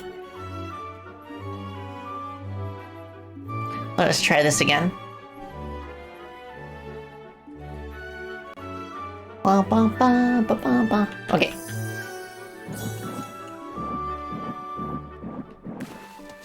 Okay. Oh, I forgot to set the hacking option after I implemented it. Okay, spawn a body, please. Tomatoes cannot be trusted. Thank you so much for the follow. I appreciate it. Wow. Hope you're doing well. I'm game deving. And I'm game deving after an extended break by my standards. I was off for a few days as I dealt with tax stuff. But I'm back, and I'm a bat. Sweet! Okay, that's working. Right, we got dry zones. So what I want to do is I want to eventually like add additional tiles to the tile set that imply that the area around here is just like a dry area. Something else that we could do is we could just like add like a border. We could make like the dry zone circular and just like add a border like we did in Freedom Planet 2. That might be fun, but also this game is more like tile set based, so... Did I make everything myself? When I first started the project back in August, I worked by myself for about 4 weeks. But then after that, I brought a team on board, and now there are, including testers and people who are just there for moral support, there are 50 of us. It's kind of crazy how much the team has grown. But I'm kind of like the central hub where everybody like sends their assets to me, and then I'm the one who like plugs it in. Outside of like the other programmers, of course, who are able to work on the game on their own separate branches. And then we've got like version control setup and everything. Bats! Bats! Purple Bat Girl Musician VTuber Gang! Hello, Violet! Hope you're doing well. Also, I saw like the photo you posted on the Twitters. Oh my goodness. Oh, you look so good, girl. Holy crap. Like, your fashion game is like already 100% on point.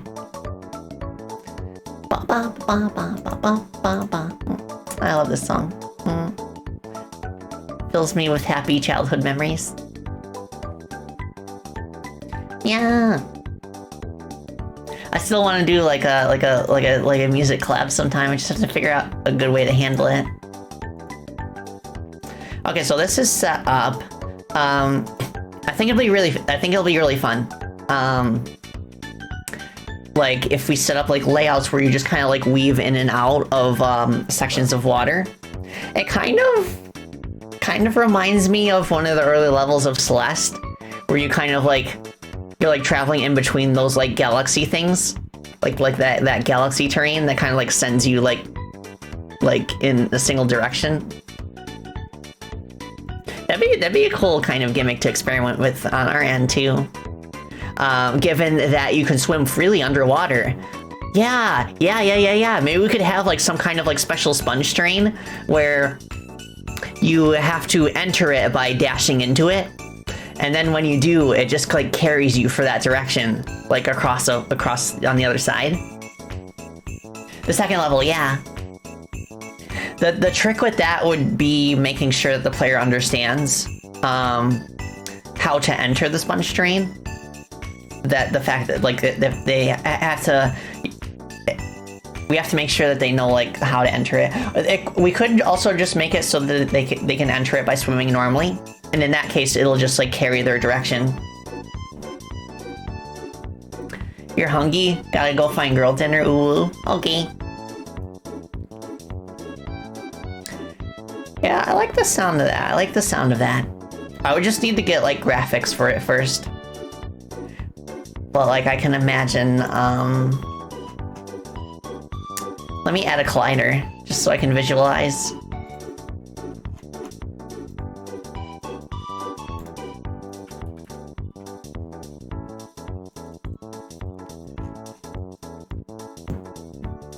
Yeah, so we'd have like a big,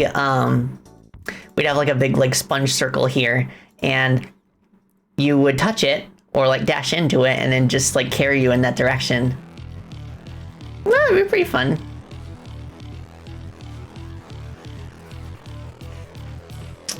That would be pretty good. Okay, let me add narrative to this. I'll just leave it here as a mental note. Okay, sponge terrain, I guess. Oh, Jan. Buenos dias.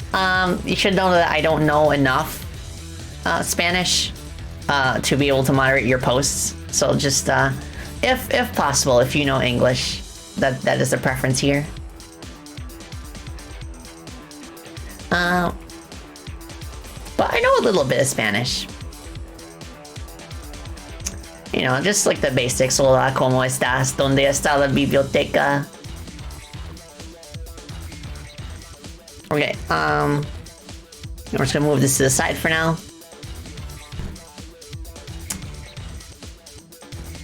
Okay, what else did I want to work on?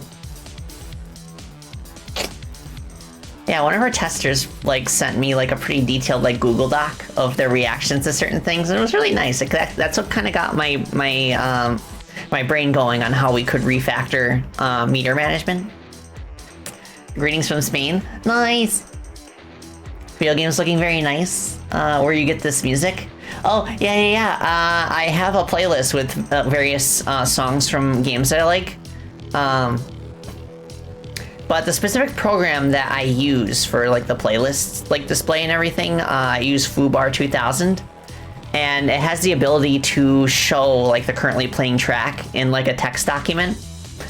And from there, what I can do is I could set like a marquee down there to like read from that text file. It's pretty cool.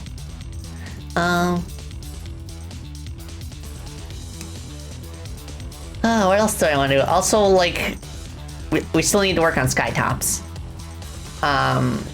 We have a few ideas for things there, but they do involve, like, actually designing the enemies first. So, yeah, I guess I could, like, start doing some drawing. Hold on a second, I'm gonna start my drawing program. Okay, yeah, this was an idea that I had for like a floating raft for the beach level that would be kind of like on the surface of the water. Something that we don't actually have is we don't have jump through springs. But we could either like turn this into kind of like a spring that you can kind of like jump through when you swim upwards. So like you dive out of the water and then you'd land on this and it would just kind of bounce you upwards. We could also take the spring graphics that we currently have and kind of repurpose them for this. Which I should have them still here. Right here.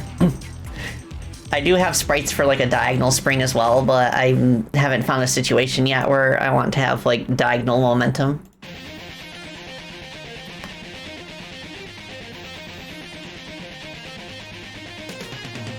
So basically we'd have these like wood boards. And then like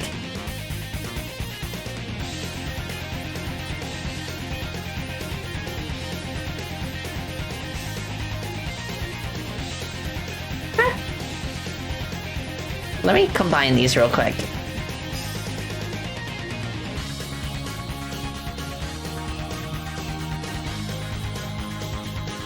Yeah, that's fine for now.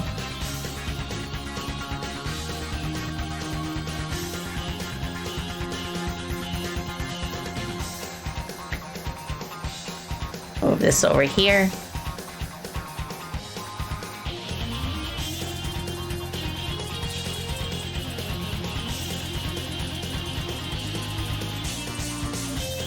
is that like that?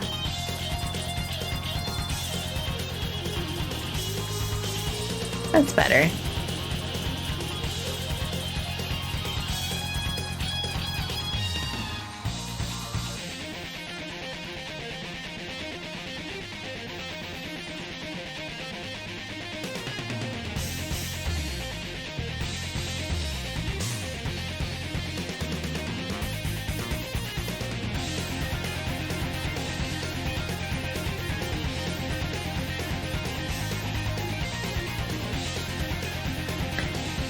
Oh, that's a big spring. Well, yeah, something like that I was thinking. I could also just, like, have a row of 3 springs. That might be a little bit clearer, because there is, like, precedent for these springs existing at other levels, too. But that was just a thought. I also put some work into drawing, like, the different phases of the end boss of World of Nature, which is kind of like a nature spirit, like a Wendigo of sorts. I'd imagine there's like a dark, like a column of dark energy in the background, and it's kind of like forming into different things. So like the first form would be like the bird form. Like each form has a deer skull on the design. That's the one like thing that's tying it together, along with having like a green color palette. And I was thinking this enemy could come back later. This boss would come back later as a normal enemy. So I experimented with like a recolor to better match like the final areas. So that's bird form. I also did kind of a like a sea serpent form.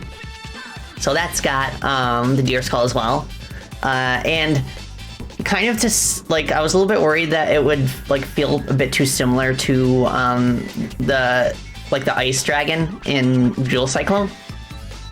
So instead of having like a few big like segments, it has like a bunch of really small ones. And basically like the attack pattern would be it just like there's water like on the bottom half of the boss arena. And it would just kind of like dive in and out of the water and destroy the platforms that you're on. And it'd be cool to fight it underwater, honestly. But I think like being underwater would be very risky and dangerous. So that's why like destroying the platforms is not like a good thing. So that's the second form. Third form is like gonna be some kind of like humanoid skeleton. I'm not entirely sure how to handle it. Either that or maybe like a giant plant. Let's play around with a few designs and see what we can come up with. See, I did come up with like a base for like the plant idea, but I don't like it. I don't know where, mostly because I don't know where to put the deer skull. But this one is a small deer skull. This one has like a medium deer skull. Maybe we could make the final form like have like a large deer skull. So like, it'd be kind of like the same perspective as this one,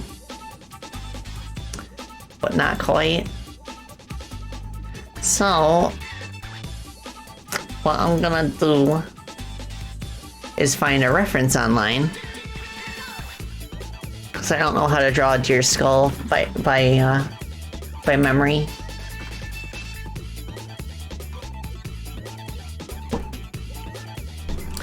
Maybe the plant has the skull as the base of the stem?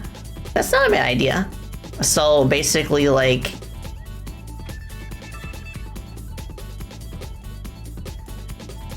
it's like down here.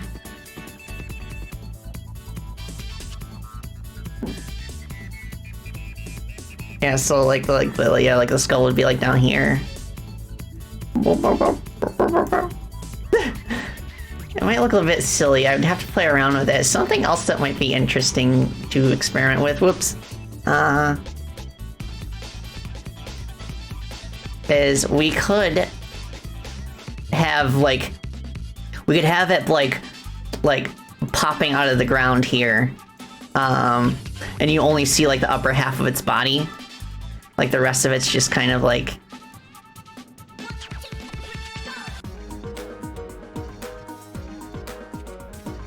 It's like right here, and like here's the deer skull, and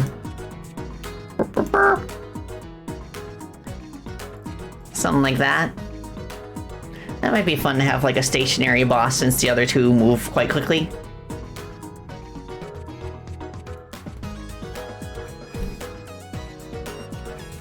And that would kind of go with the plant theme. Since it's like, you know, plants sprout from the ground.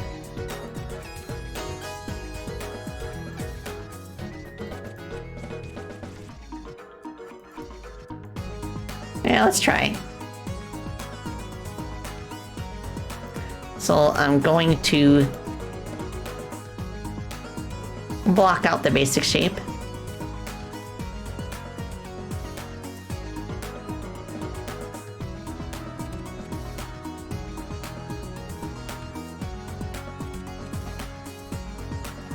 Whoops.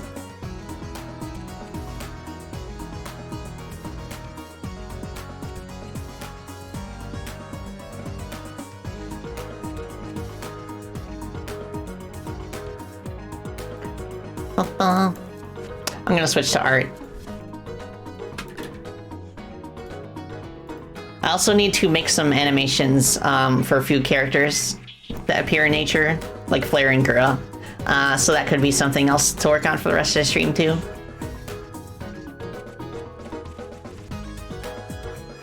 I'm gonna flip it horizontally, just so I don't.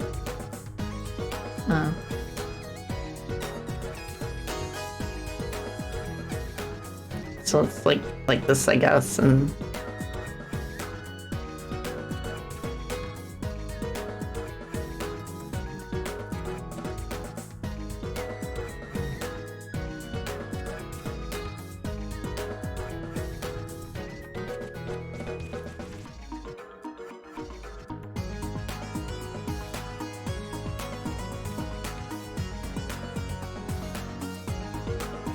Oh yeah, just for fun, I added like a tiny version of my my Battle Dance emote.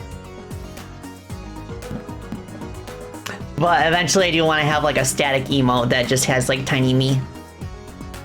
Just a little scrunkly. Don't talk to me or my daughter ever again.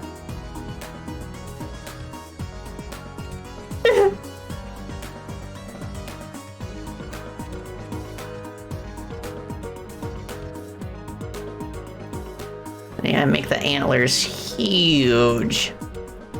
Just like contrast it with the other two where the antlers are like a reasonable size, but here they could be massive.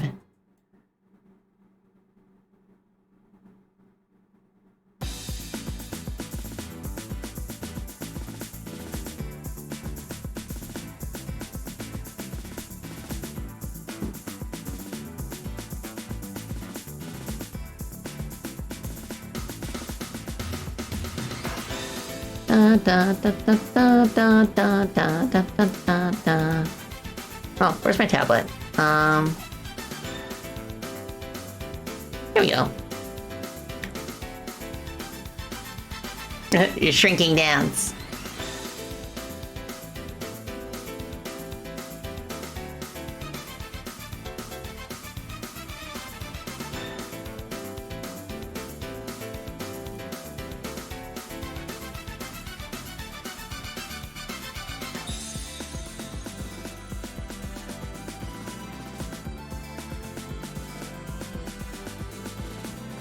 Nice.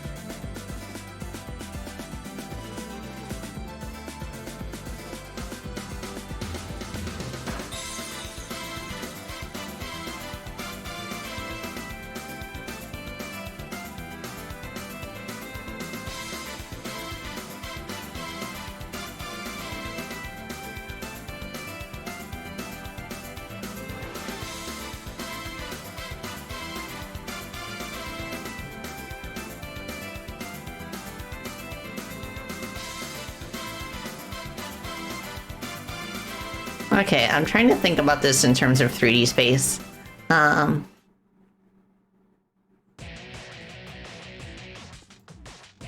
Guess I could do like this.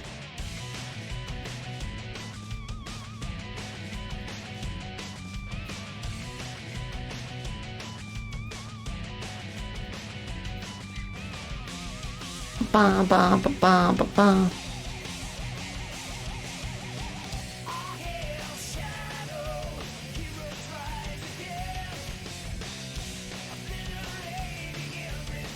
Nice.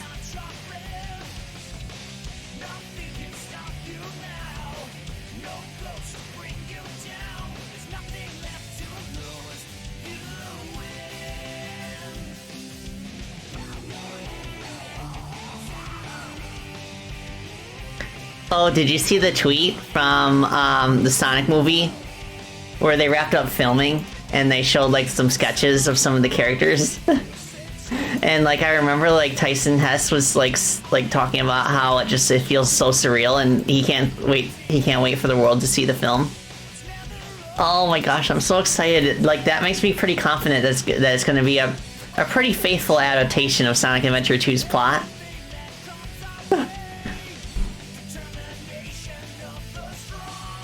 I cannot wait. It's gonna be epic.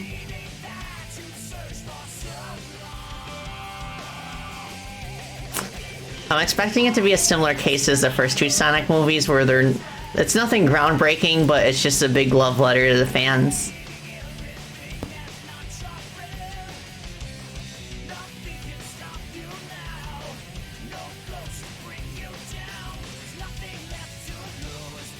And I'm so happy that Jim Carrey is back. Oh my gosh. Like, a Sonic Adventure 2 adaptation without Robotnik would not be the same. And they have said that they would not recast Robotnik.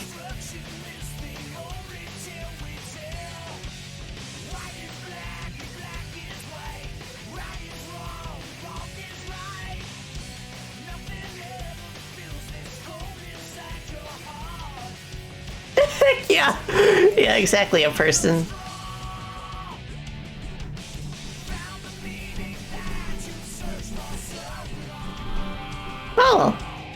Oh, yeah.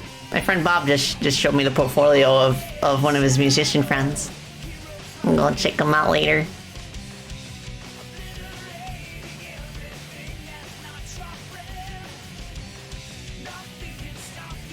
Yeah, like, I'm really excited to see what they do with Maria Robotnik, too.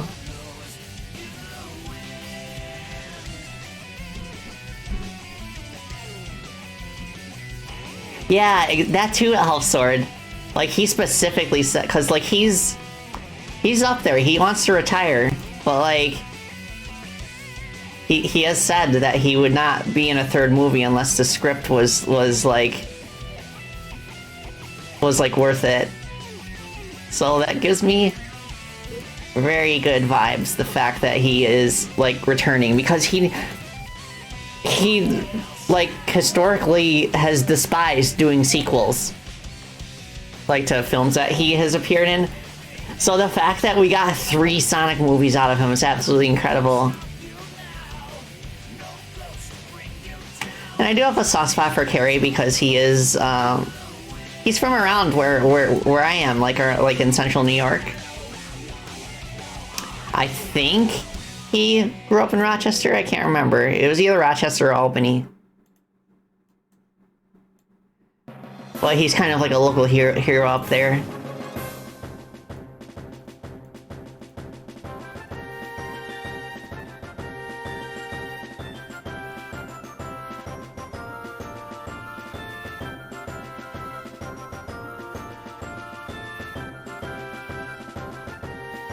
Okay. Well, this might work. I mean, either way, I need to have a deer skull because that's the common theme among everything.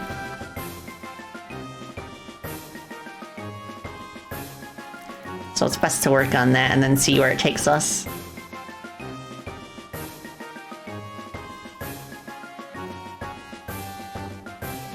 Paige just woke up. She's been napping ever since I started streaming.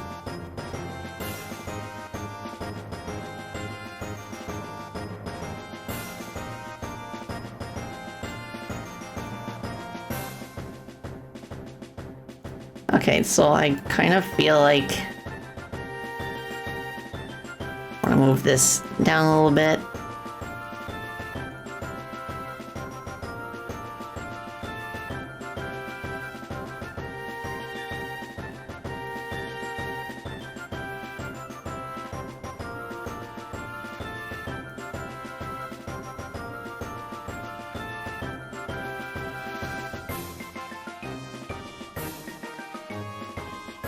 Sonic movie definitely turned things around for the reputation of the series, but you're not convinced the games are where they need to be at.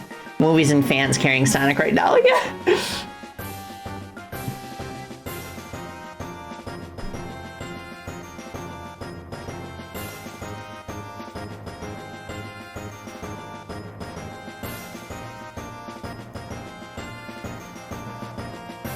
Yeah, it would be nice to see a high budget like 3D Sonic that's closer to like the adventure games again. Where it doesn't need to be some grand like open world thing. It can just be like Sonic Adventure 2 where like you have a couple of you have like a handful of really awesome stages and that's it.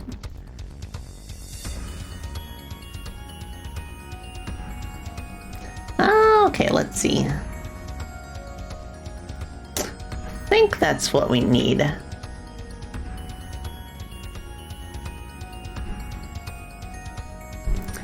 So let me copy the antler color over first.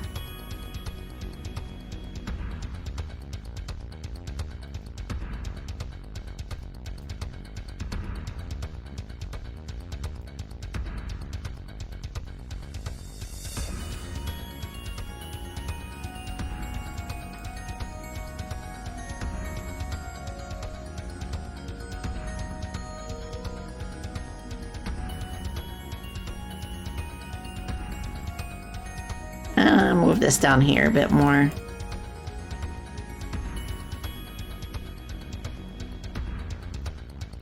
You do know that the next games will follow Frontiers mold? Huh. Yeah, like, I haven't played it yet. I will give it a fair shake first, but, like, so far, from what I've seen, it doesn't feel like it's up my alley, really.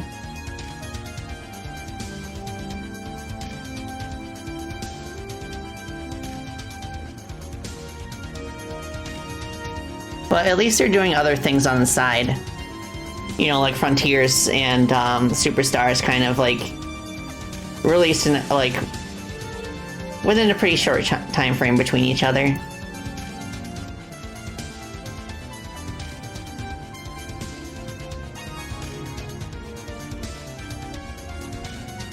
It kind of reminds me of like my grievances with the way that like Zelda's being handled now.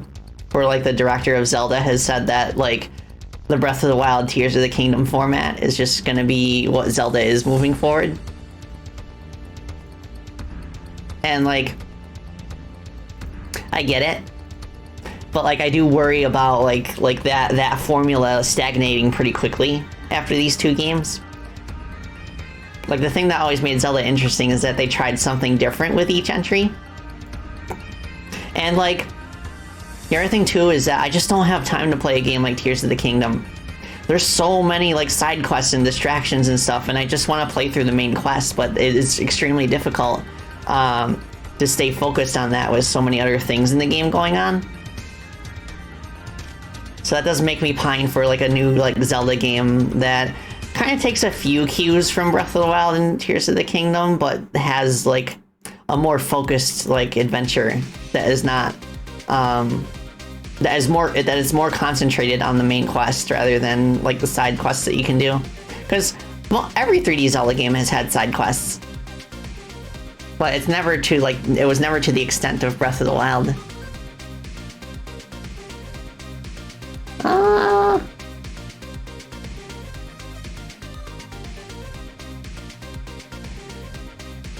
Okay, Bob's asking me a question. Shoot. I did get started on a mood board.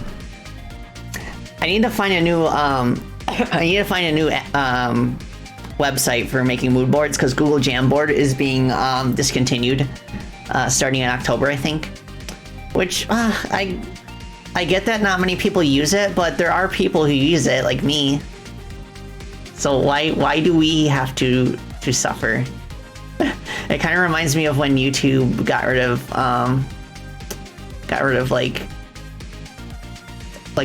the sticky notes that you can put on videos.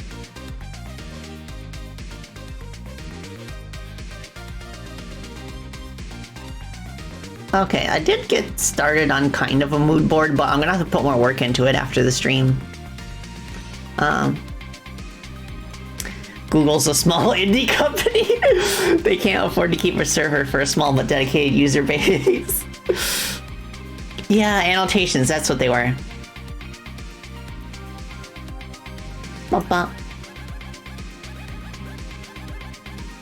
Okay, where was I? Okay, there's what I was. Did I have another color? A darker color?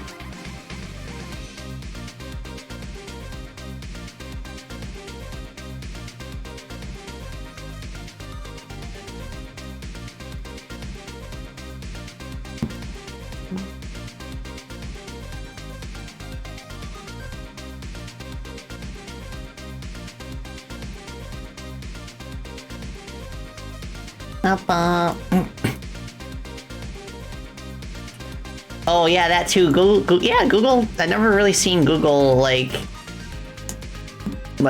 even mention Jamboard until they mentioned that it was closing down.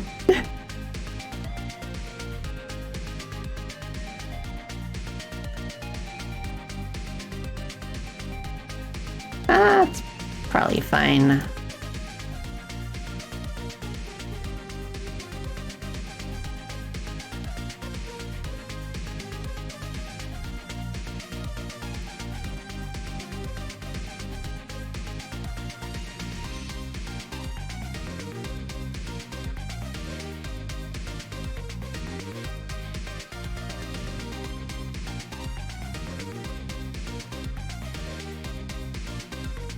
Let's see.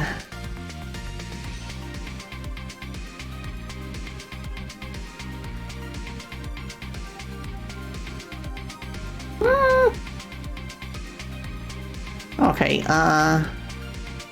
there's kind of a part out here that kind of jets out, which is where the eye socket is. Let me flip the canvas again. Okay, that kind of looks weird.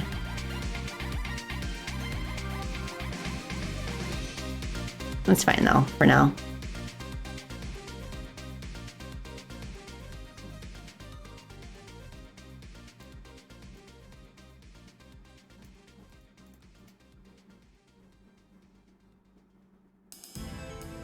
Blah, blah, blah, blah.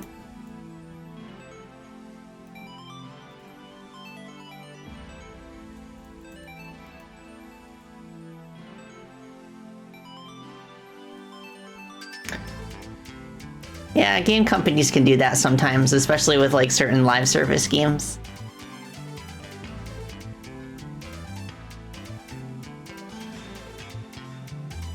And like especially in the case with like marketplaces, like online markets for like older consoles.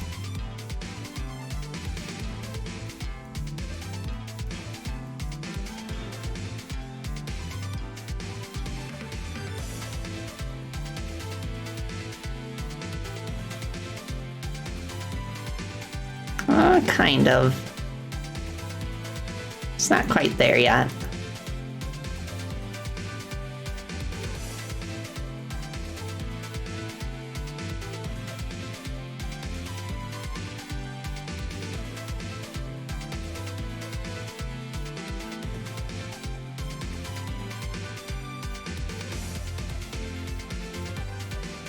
Bump, bump.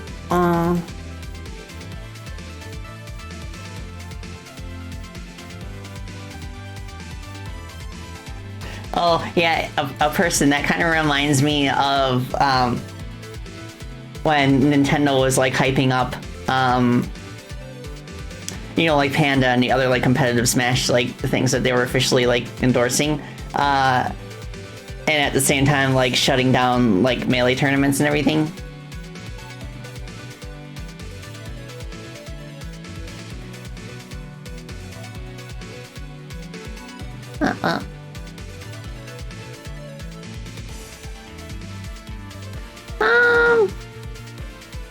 Let's get rid of this line here. Try something a bit different, maybe.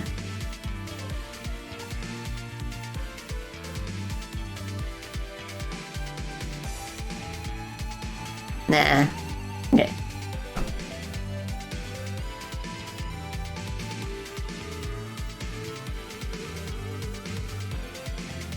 Okay, that's fine for now.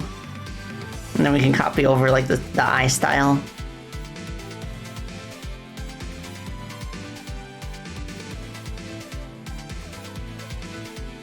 Sad part is that you have to ask which one. Yeah. Oh my goodness.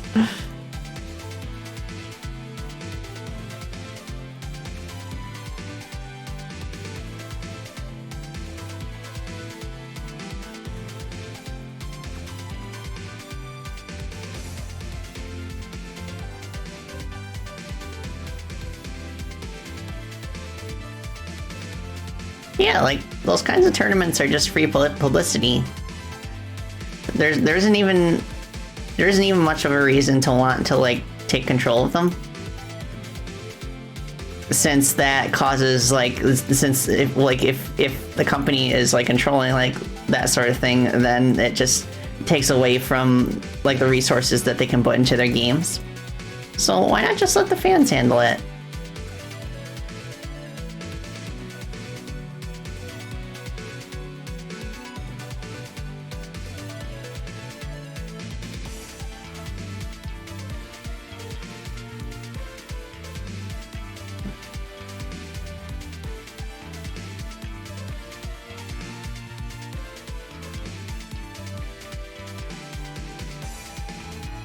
Let's try this.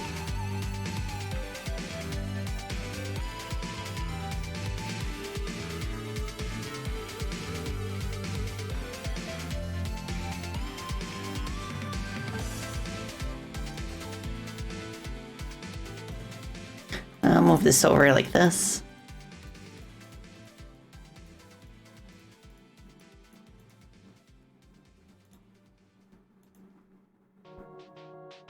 And that's kind of like, maybe you do this.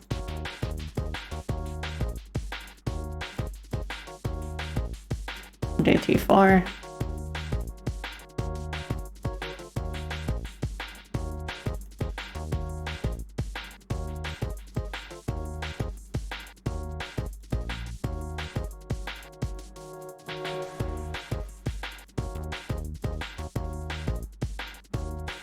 I'll just leave the people out.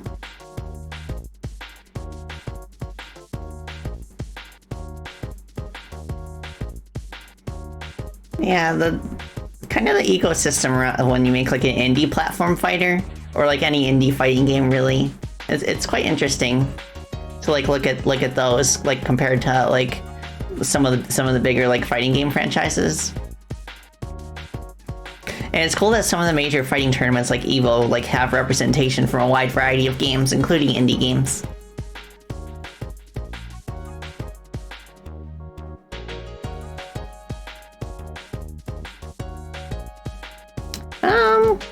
Don't really know where I'm going with this.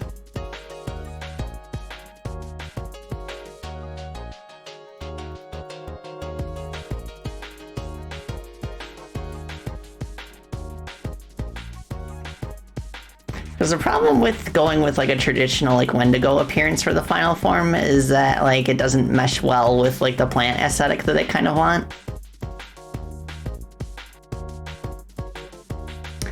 I mean, like, I do like the idea that like there's just like a single deer skull and that's where all of the forms are coming from. But something else we could actually try is maybe like a Hydra, where like there's just like a plant in the ground and there's multiple like tentacles coming out with deer skulls at the end. Yeah, I could surround it with vines too. That's an idea. Forget what you said, do the Hydra. That would probably be easier to animate as well compared to a humanoid. Oh, lots of arms? That's an idea. That's an idea. So, let's see, we've got like...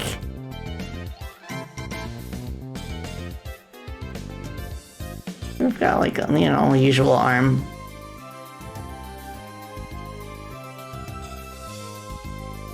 How do you draw an arm?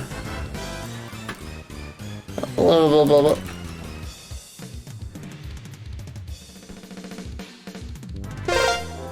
Ah! Cat Meow. Thank you for the follow. I appreciate it. Welcome, welcome. Hope you're doing well. I'm doing arting.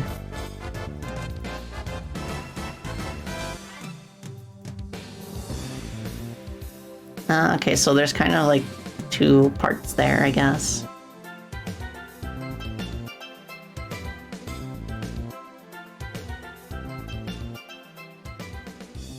I'm doing well, thank you for asking.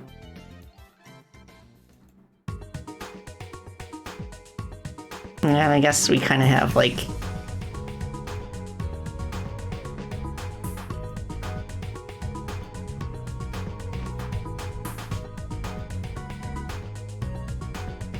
something like that.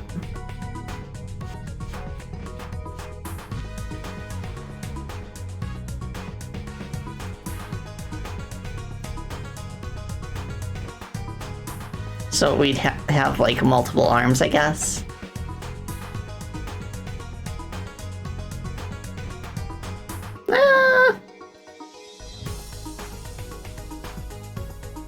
Maybe.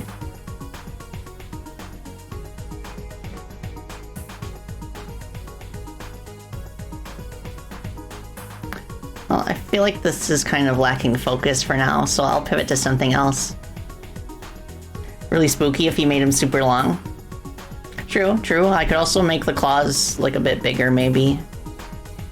I'll just try doing like a scale increase. Just in general, and then like make it like thinner to more resemble like skeleton limbs. And then just like encircle it in like plants and vines.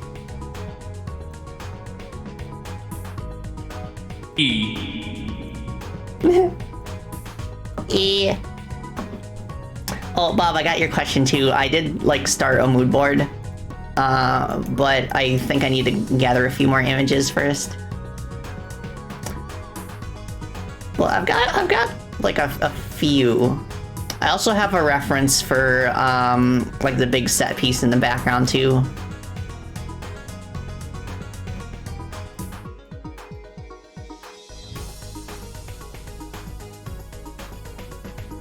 I think the trick is to kind of like make it match like the era of human civilization that that entire world takes place in.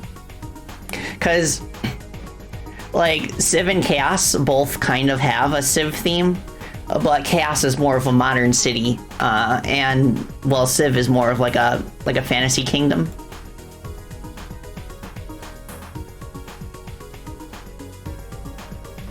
But like I think like the trick is going to be making World of Civ like anachronous enough that both like the fantasy elements and like the sci-fi robot stuff make sense together.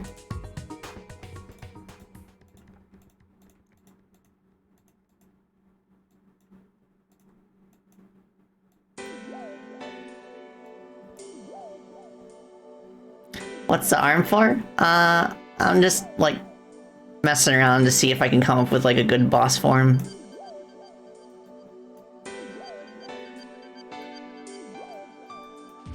Oh, you're right, it does look like the Lich. Dang it. Well, that's a common, like the deer skull is the common thing between all the forms. But they don't look like the Lich, really. I think it's a human arm. That's the trip up. Well, so maybe instead of having 5 fingers, we could have we could just have 2.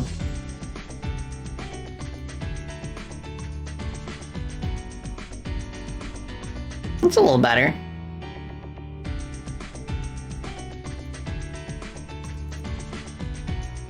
Final Fantasy VI opening. Oh, yes, I love Final Fantasy VI. I have very fond memories growing up of watching my older brother play it.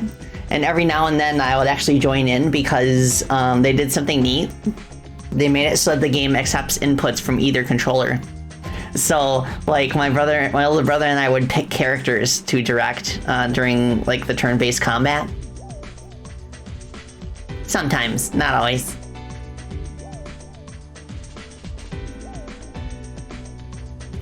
But yeah, the game has such a good story. It's really sad and tragic, and like not many things work out for the main cast, but like it's just done with such heart.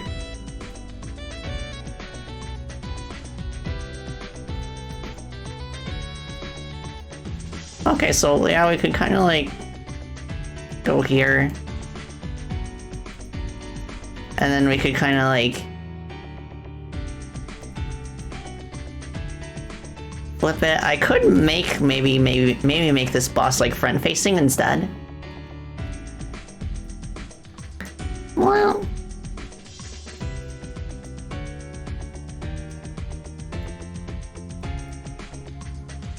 usually I would have things a bit more planned out for my streams, like just like my previous streams, I would plan it out a bit more, but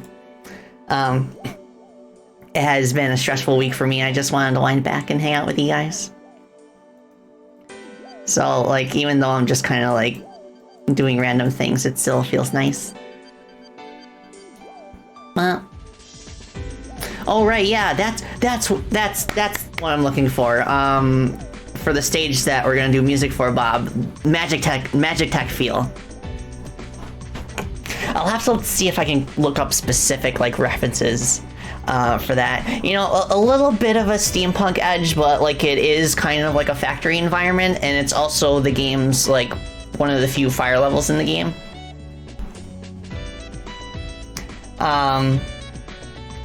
And like one of the, like if you can imagine, like okay, hold on a second. I'm just gonna go ahead and DM you what I've done of the reference sheet.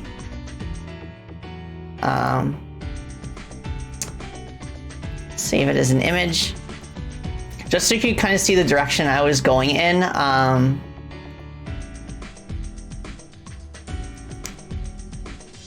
I do like the idea of kind of avoiding like blue-orange contrast for this level.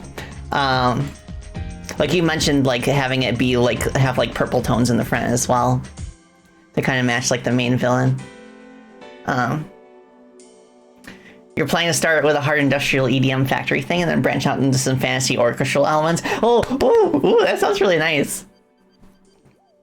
But yeah, like you can kind of imagine what some of the gimmicks would be based on that, right? You know, they've got the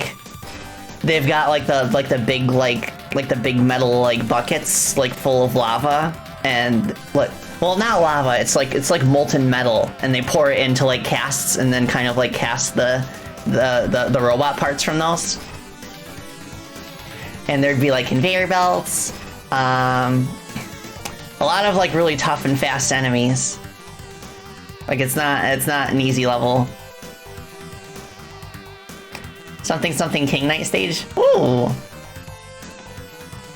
Oh yeah, I remember that gimmick from King Knight. Something Tinker Knight stage. Yeah, like if you fused, like Tinker Knight's a pretty good example, honestly. Like if Tinker Knight and Mole Knight, if their stages merged together, that's kind of like what we would go for, right? Also, I'm gonna DM you the reference for the thing in the background, which I don't want to spoil what it is yet. Let's see. Do I have a reference of this? Yes, I do.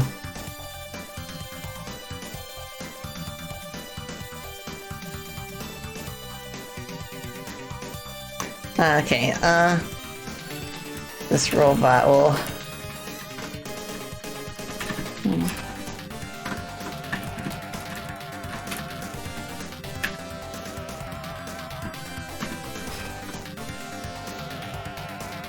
Okay. Science fantasy is definitely an established genre, using both sci-fi and fantasy setting elements. Yeah!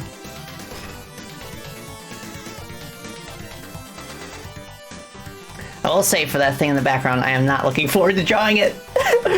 Oh, it's so complicated! But I am pretty good at finding ways to simplify certain details.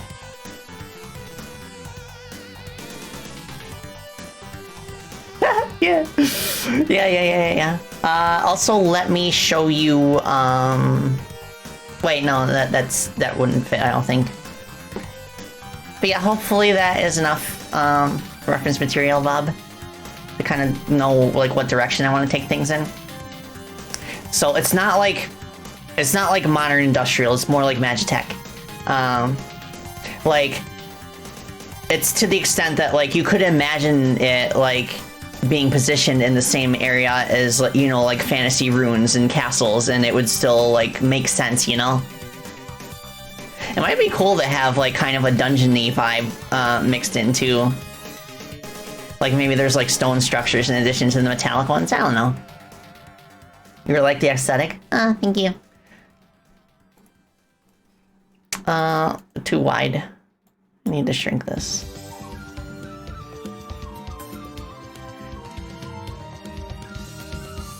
Also, this needs to be a rib cage. Nah. I don't think rib cages are that round. But yeah, then I would kind of like, I don't know, encircle this in vines and everything. Like wrap vines around the arms and stuff. Ancient Dwarven Forge? Yeah. Kind of Sheikah core? Oh, that's another cool idea. Like the Sheikah tech in its heyday back before it got like all of the orange rust. Oh well.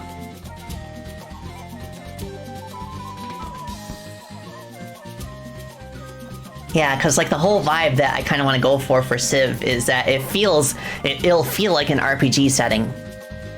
And that will help it contrast like very well with World of Chaos, which is more of like you know, a modern like Mega Man style cityscape. Yeah, I agree, Alfie.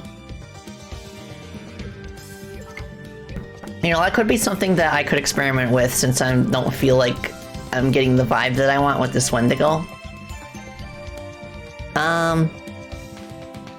So let me start a very basic tile set. Well, I've got it on the mind. So what do I want to do for colors?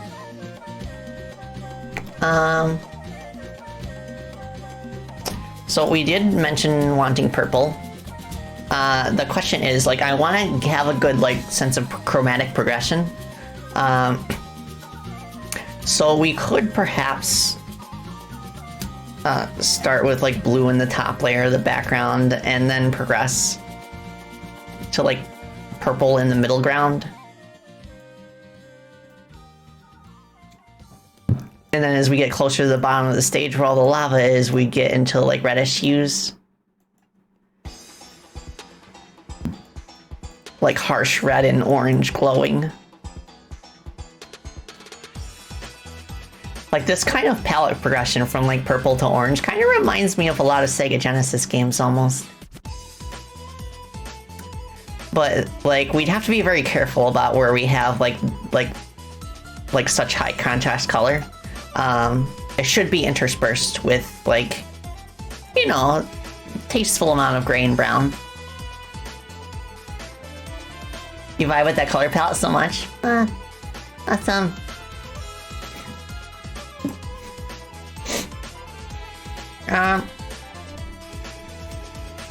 It might be fun to have the factory take place in kind of like an underground dungeon area.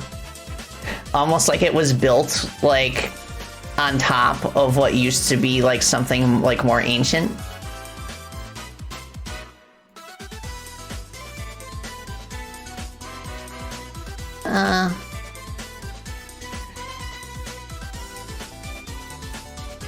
So like go here. Maybe there'd be like big like archways and stuff on the top.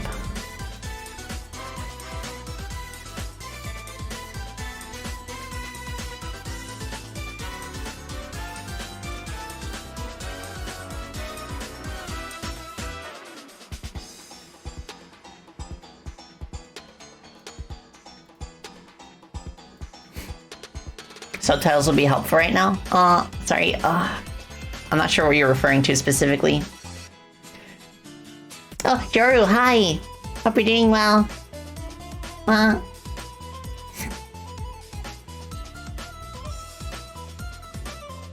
Okay, let me get like the halfway color here. Oh yeah, like I was thinking maybe like the factory could be built, like in like the underground ruins of what was once like a dungeony castle area. But it's just been overtaken by like all this like metal industrial stuff. Oh, thank you for care combo.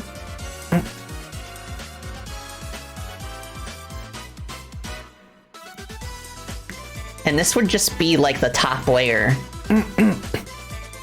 which is where like we would start. But then like,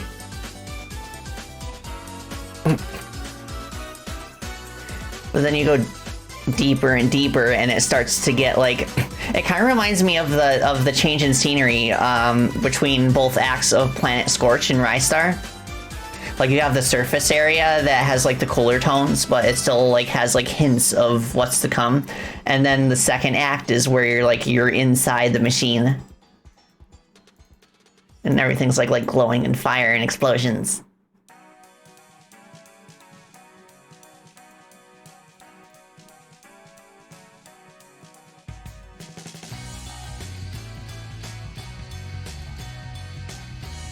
And I imagine all the way down here, we're kind of in the belly of the beast, and there'd be like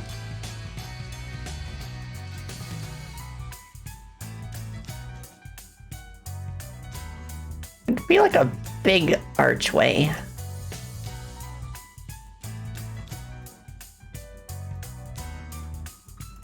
In the far background, and that's where like the thingy is. The big artifact.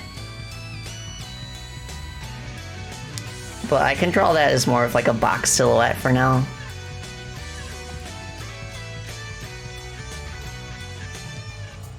And then like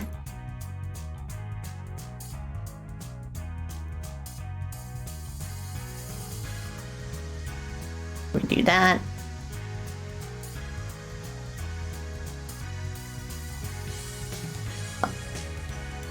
I'm also thinking about like the background Industria of Dustria in 30XX. That is super pretty. And like the sprite animation of the engine parts in the background of that stage are like so fluid.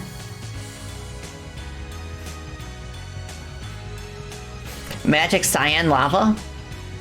Oh, so you're saying like what if it was a fire level but it had cyan lava instead of orange?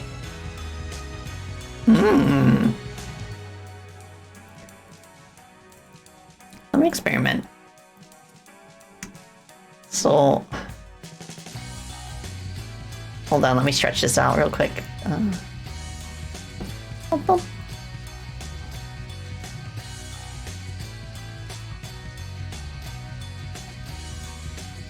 guess it depends on what feels good with the color palette of everything else in the foreground.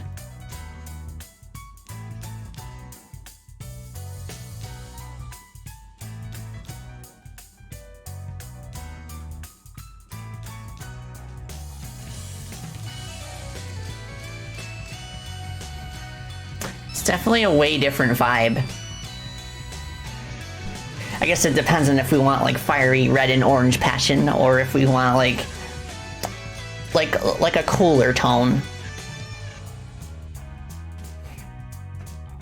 A fire level without orange in the first place, if you're trying to mix it up. Like blue fire is a pretty simple way of making like fire feel more magical. It kind of reminds me of like the mood board that I sent you, Bob, the top two images. It kind of reminds me of those two pictures, where like they kind of like intersperse like the blue fire with like gold colors. Green fire, like copper fire. That'd be interesting. That would be quite an interesting contrast. That kind of reminds me of like the Skaven in Warhammer. Like I played like Total Warhammer 2, and it like green fire and like poison like reminds me so much of like the Skaven. or played the game Blue Fire. I have not. So yeah, there's a couple directions we could take that in. I guess it depends on what we do with KFP Stadium, because KFP Stadium is the other fire level. And like, Kiara's like Phoenix Fire is definitely like, you know, like the traditional orange fire. But then again, I also kind of want to do something different from the Battlesphere in Freedom Planet 2, and the Battlesphere had like orange fire as well. But it wasn't like the main thing is the thing. So it's probably fine if KFP Stadium just has orange fire. It'd be more of like a cooking theme, because you know, like it's like Kiara's whole thing is that she's like the owner of like a fast food chain. Blue Fire's a Wind Waker looking feeling. True. I think blue could work. It could. And then we'd have like, this would be like more of like a grayish blue, I guess.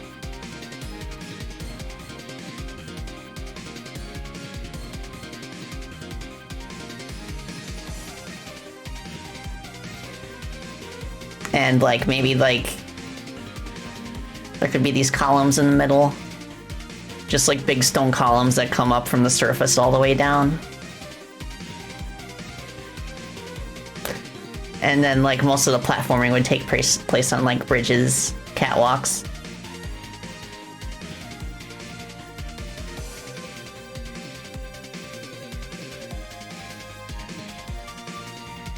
Oh yeah, she does have like the blue, like teal. Kiara's color scheme is very interesting. Like she has the kind of color palette where you wouldn't expect those colors to work as well as they do, and they do. Like whoever designed her is like a genius.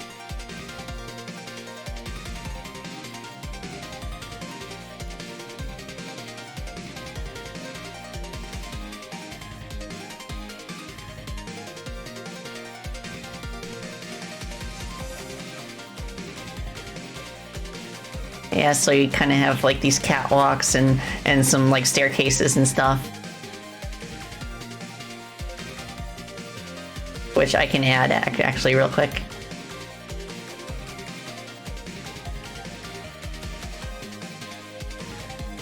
This right here.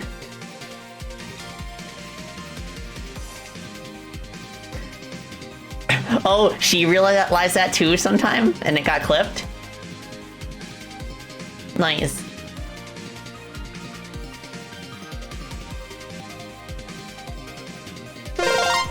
Operator 1997 gifted a tier 1 sub to Bob Guywe. They have given 25 Bob gift subs Guywe? in the What? channel. Text-to-speech, hello? Bob Guywe? But thank you for gifting a subby to Bob Guywe.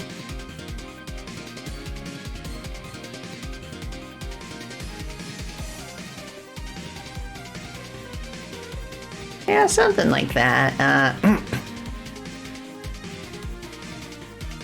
Have these little support beams here. Yeah, this would also kind of like having blue fire would separate it from thermal base and magma starscape, which are both like fire levels that also go with the orange. She realized that her shield can hold her short sword. Oh, right. Yeah, that is a real thing.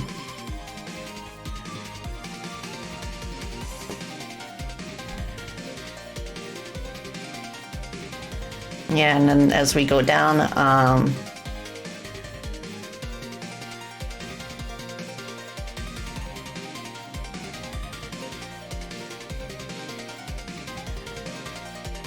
we just kind of have like another like...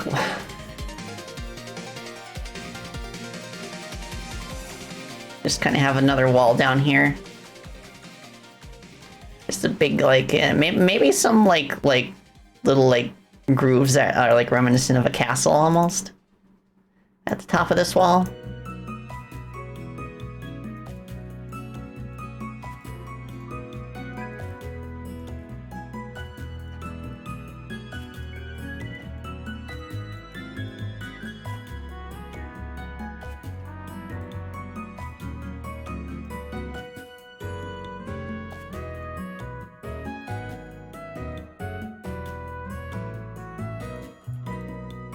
Move this over here.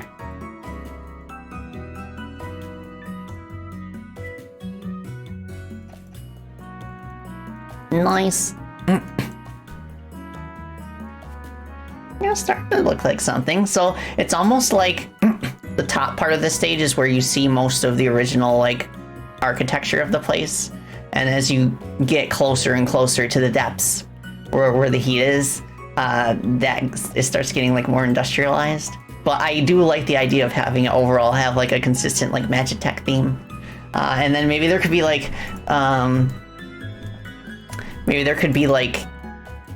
hold on a second. I missed a shade.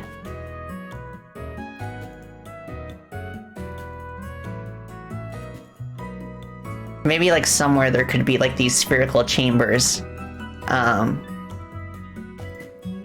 that kind of like have blue fire in them, well, blue magma, kind of like these like blue magma cauldron things.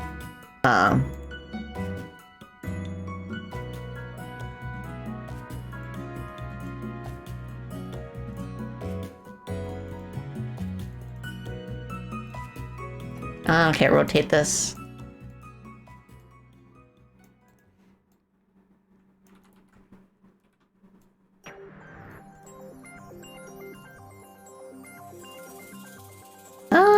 Oh yeah, my friend showed me about how this curve tool.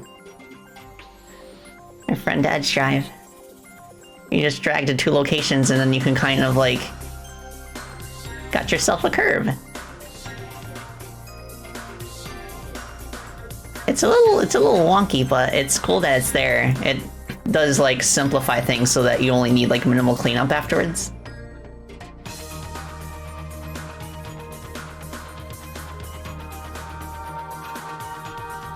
The what?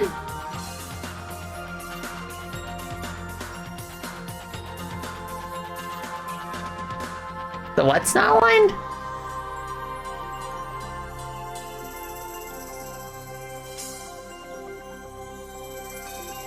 The what? Where? Oh, right.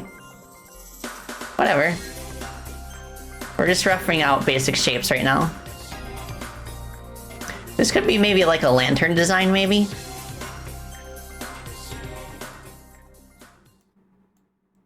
Yeah, this could be like a lamp in the foreground. That's kind of like, yeah.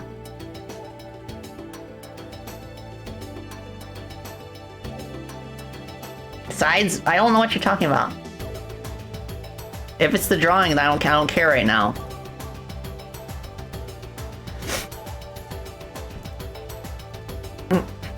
Magic Tesla.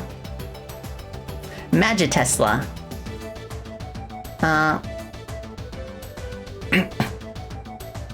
Yeah, okay. Maybe we could have... Let's see.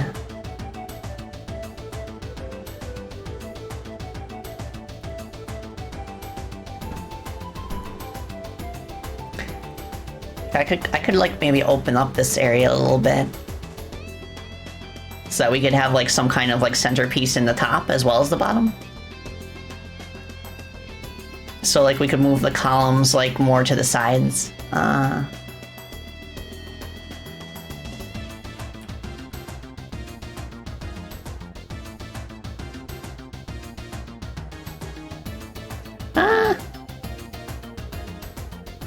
What are we gonna do here? Oops.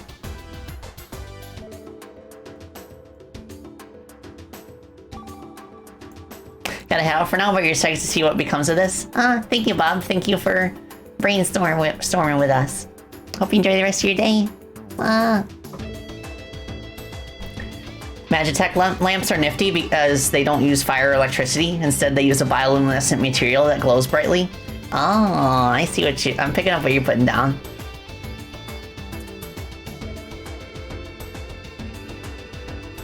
Okay, so from here...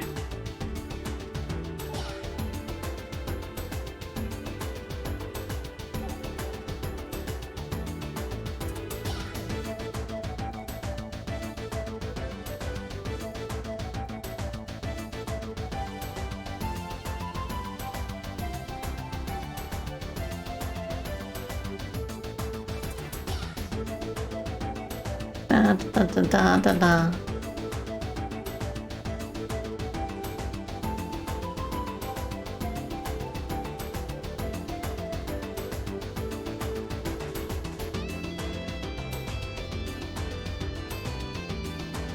Yeah, the factory being cyan also, like... Yeah, I get ya. Yeah, we can make this more... We can make this archway more grandiose. And, like, the large thing here, there would also be, like, catwalks going across, like, the different floors.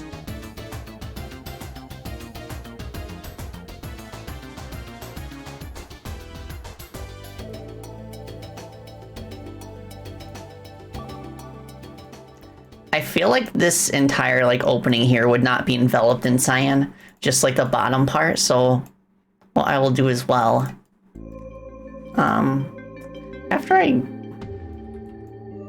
make a few more floors,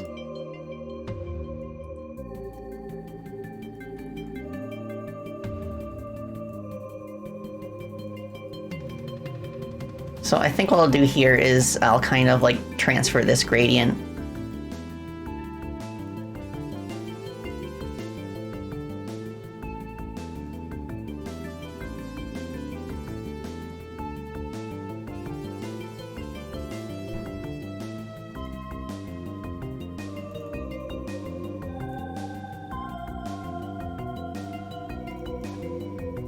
Oops. I want to do the whole thing.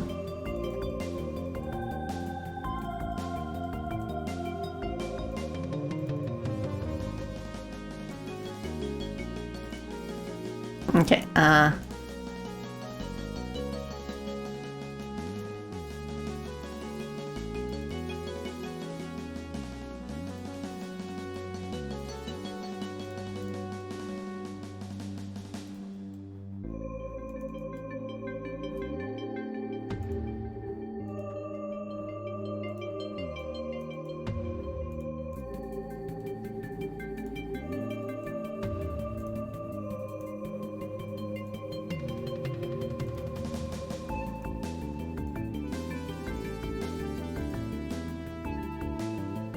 is that correct? No, I think there's another one before it, yeah.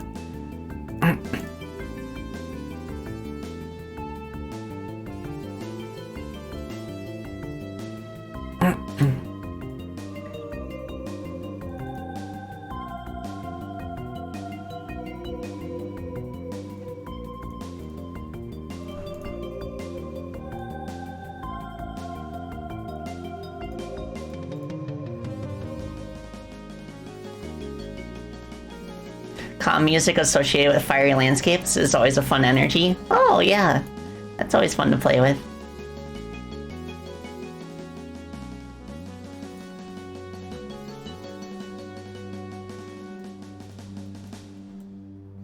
Yeah, so it would be more like that instead of, so that only like the, because cyan is such a harsh color. Like you don't want it, your entire background to be enveloped in cyan light. So we're just gonna do like a cyan underglow on the very bottom. Kind of like other scenery items, like the lantern, for example.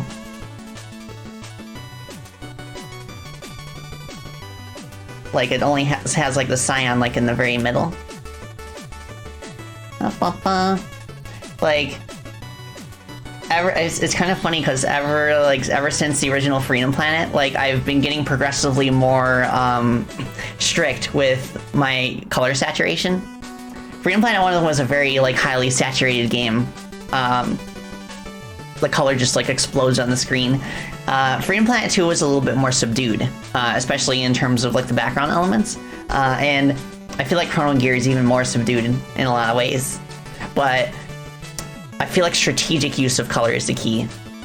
So I still go ham with high saturation every now and then at like points of interest where I want the player to be able to focus. Like the player character Coney, for example, her cape color in game is a lot bolder than it is in her official design sheet. Yeah, and I've seen quite a few like Doom mods especially make really good use of like, you know, making the environment predominantly like gray and brown, but like having like such strategic use of color that really like adds to the experience. So you don't get the same vibe as you do from those like 2000s era like PS2 games that were always going for like the grungy like realistic browns and grays. Like brown and gray are not inherently awful colors. It's kind of like black and white where they are a good like neutral tone to use throughout most of your design. And then you have like the color, like the actual colors in a smaller amount to kind of like put emphasis on certain features. Like my VTuber model is a good example. Like the outfit I'm wearing right now is just like a black sweater and I've just got my black hair, but like the highlights of magenta interspersed throughout are what make it pop. Yep, yeah, you are listening to Chiptune Despacito.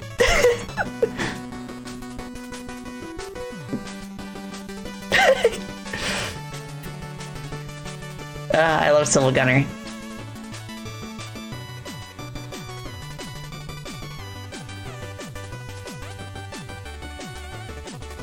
You love the usage of color in Spacey's model, huh? Thank you.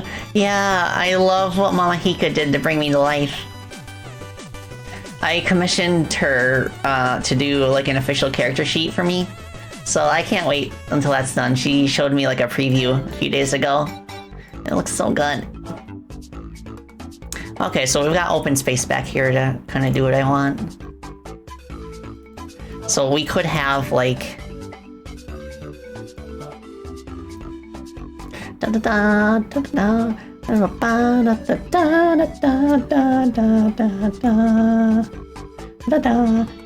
da da da da.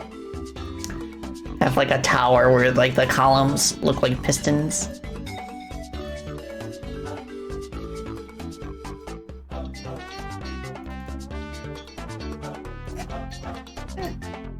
It looks like it's made of like pistons and girders and other industrial parts.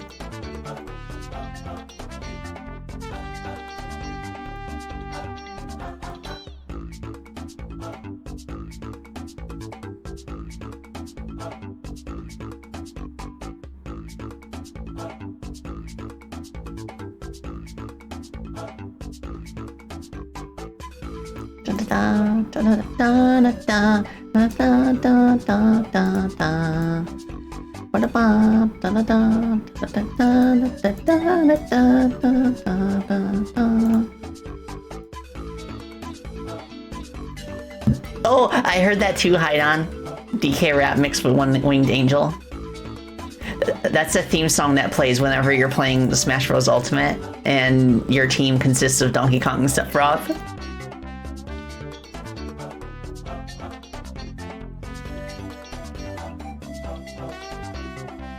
But then we'd kind of have like... ah! Gonna move this here.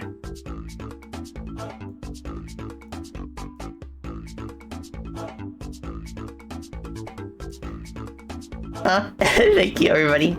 Thank you.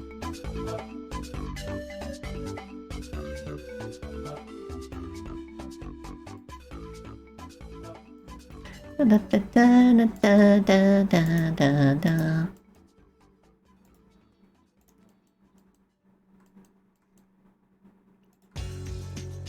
Let's put like a little bit of color here.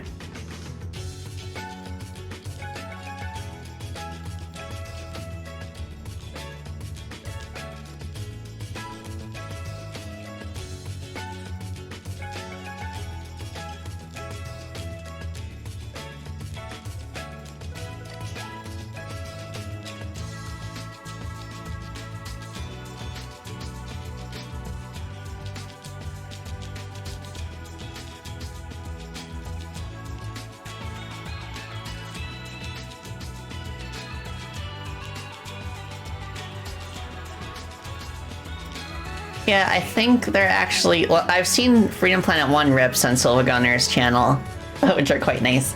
I wonder what the first Freedom Planet 2 track will be. Jex Energy! Thank you for the follow, I appreciate it. Welcome, welcome, hope you're doing well.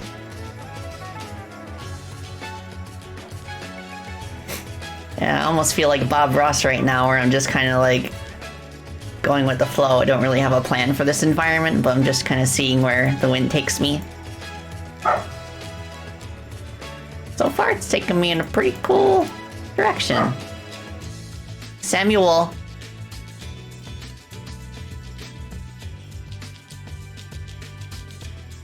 Oh, that's a cute emote. Jex. You found on the Silver Gunner server someone trying to combine Thermal Base with Core from Undertale. But it was rejected. Oh, I've heard that mix. I think they uploaded it separately after it was rejected.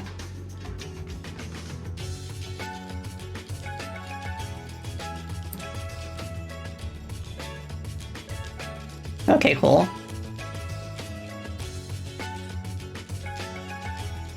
Oh, right, I forgot to flip this up here.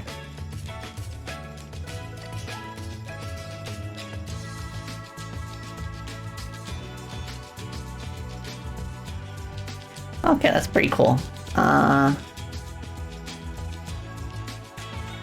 We could kind of add like a bottom part to it here.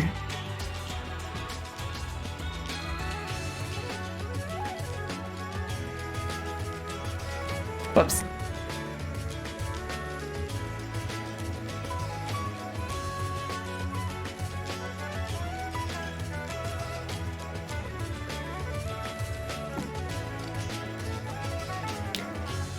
We had a few funky windows.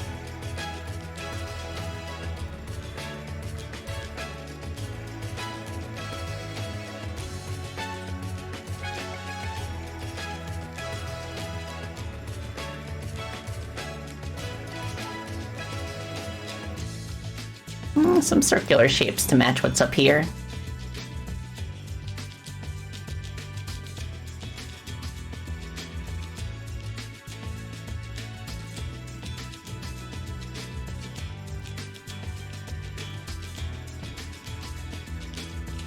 Oh, Nat, hi!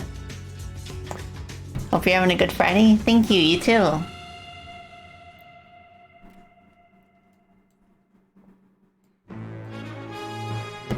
Okay.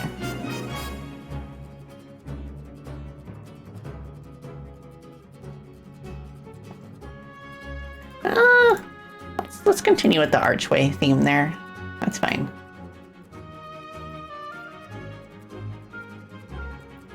Maybe have some happy little pipes coming out of the building.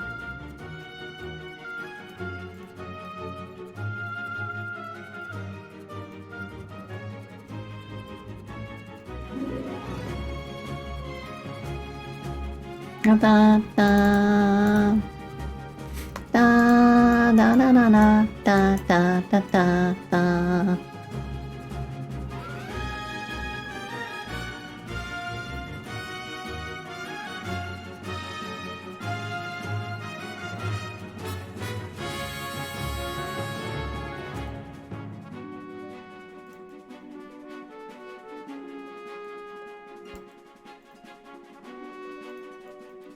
Move this up here.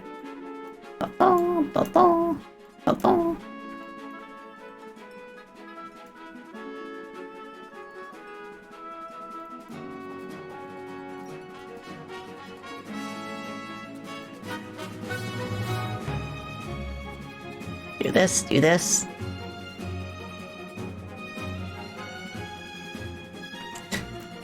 Yeah, I love Mario Galaxy's OST and Galaxy 2. I wonder if there's like if anyone has done like lo-fi mixes of Galaxy's soundtrack. Because if so, then that will probably be my next playlist for next stream.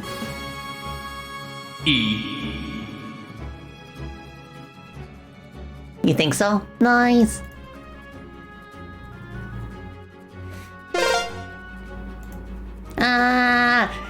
Thank you so much for the follow, suspicious name. Hope you're doing well. Thank you.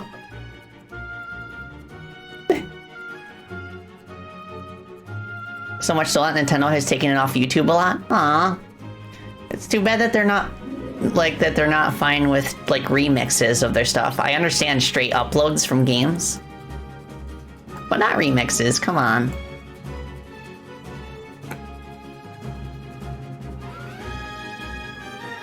Thank you, suspicious bat. Oh, am I?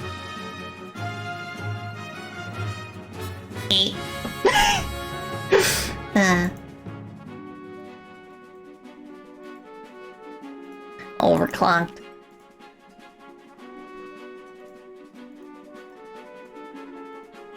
Yeah, I could check Overclock Remix. That was like the OG place that I downloaded like game remixes. Sussy Batotelli.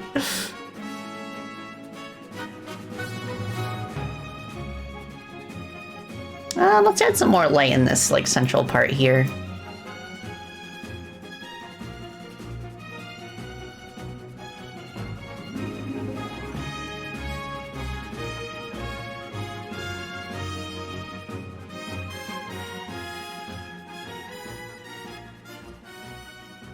Nice. Like Windows do a lot for background architecture to really like capture the sense of scale. Like you have these like tiny little squares here. People are gonna see it and like, oh wow, this place is really big. If it has that many rooms in it, that it needs so many windows.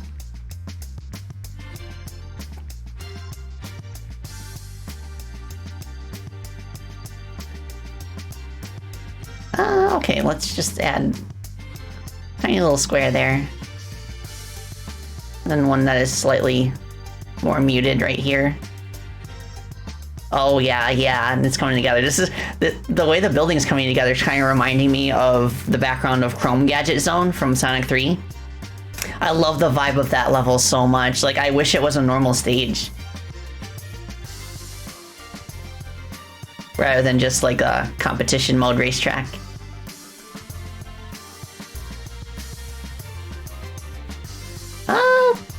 Let's set it up here too, why not?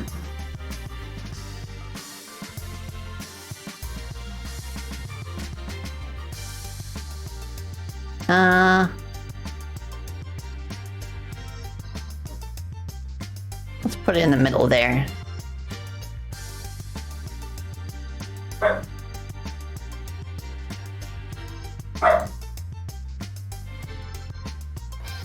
What's wrong, Sammy?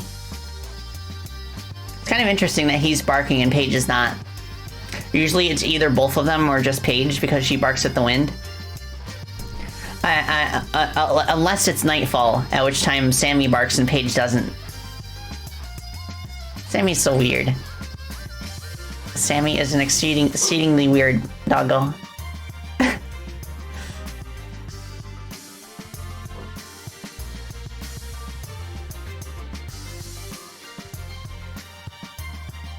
Yeah, I dig. Yeah, like I like having buildings in the background, like just like sparse buildings that make you kind of like get a sense for how big the environment is, even if you never actually go there in the level. It just like piques your curiosity. I better save my work. I have not saved it since I started. Okay, new folder, factory.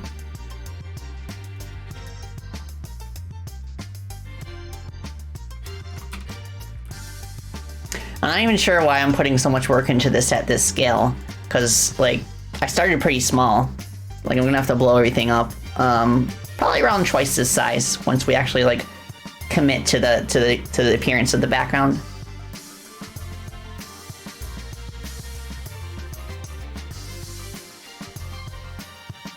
I'm also thinking maybe like I have the impression that maybe there's like a fog effect in the background. And as you go more towards the foreground, you start like getting like darker colors and like shadowy silhouettes of everything. But let me try like giving this a proper border.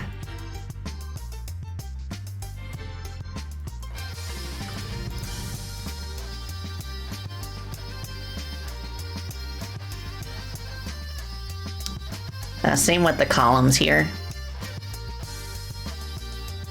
Because I want the lighting to be, like, a bit darker up here, more dramatic.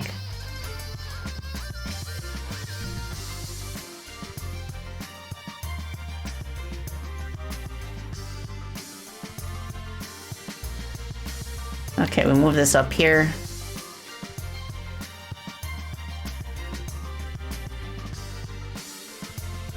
Pull a hotland and have the open cavern with the building be a landmark part of the level. Oh yeah, hotland. I wish I had that on my playlist.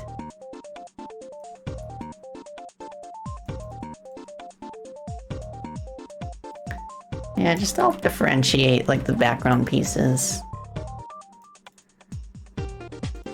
Okay, at this point, I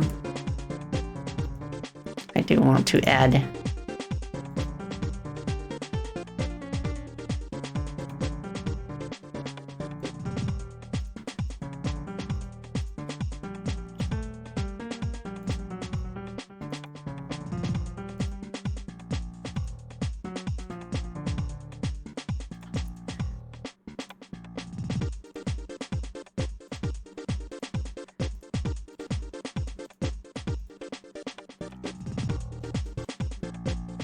Yeah, I don't know, something like that. Maybe I could reduce the saturation on the purple in the background to kind of give it that vibe.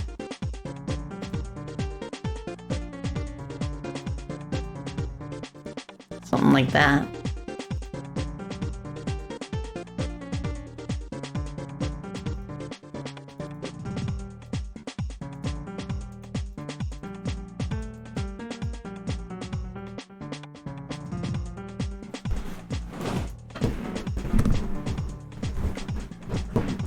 I think I need another color. It's like a bit darker, more muted. That's better.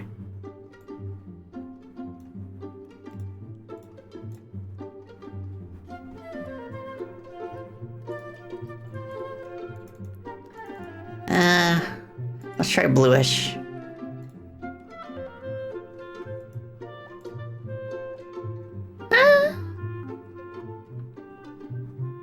Maybe I need more, like, more layers going on here. Oh, Argo, thank you for care combo. Alright, I'll take Sippy and Stretchy.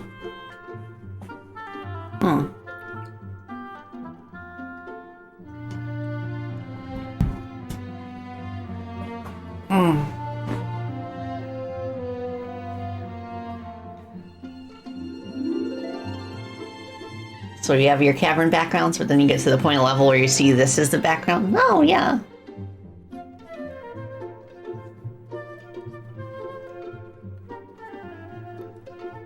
Yeah, Hyrule, Galaxy 2 is so good. Like, it doesn't do anything really that different from Galaxy 1, except it has Yoshi. And it also, like, keeps track of your best times in each level, which Galaxy 1 doesn't. It's just Galaxy, but more. To the extent that, like, that's the internal name of the game, I think. Like, Super Mario Galaxy more.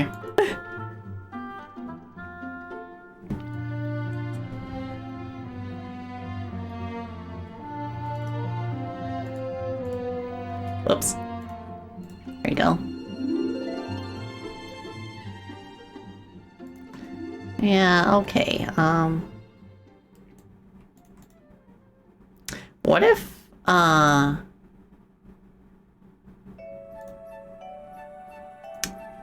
if we actually did this, for, like, the back layer?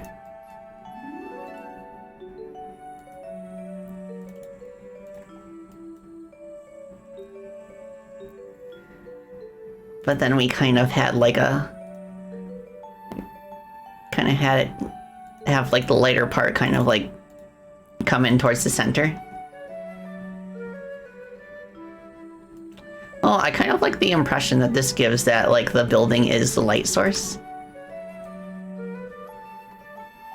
Let me give that a try.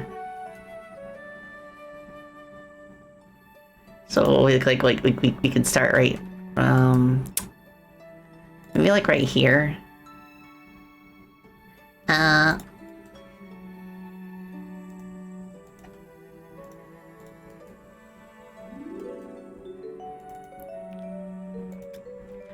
Oh.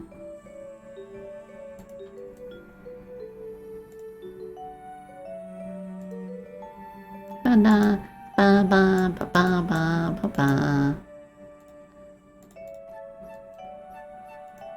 Oops.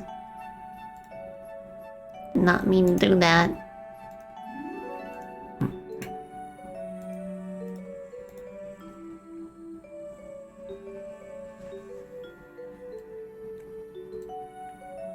You enjoyed the heck out of Galaxy 2, but you think the first is more special? I agree.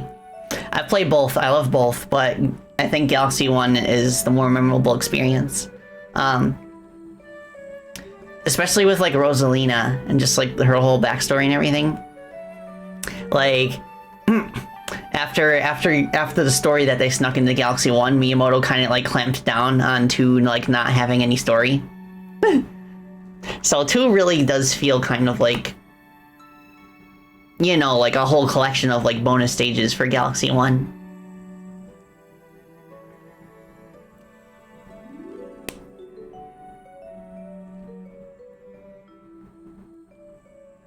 Yeah, plus the Common Observatory. It does feel more homey. Like, the Common Observatory, like, there's so much environmental storytelling.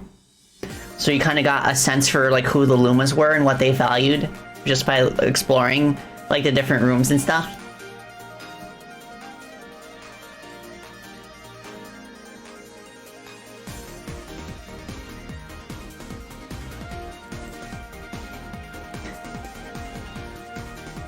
Yeah, it could be cool to have the cavern part up top be dark, but illuminated solely by, like, what's going on underneath.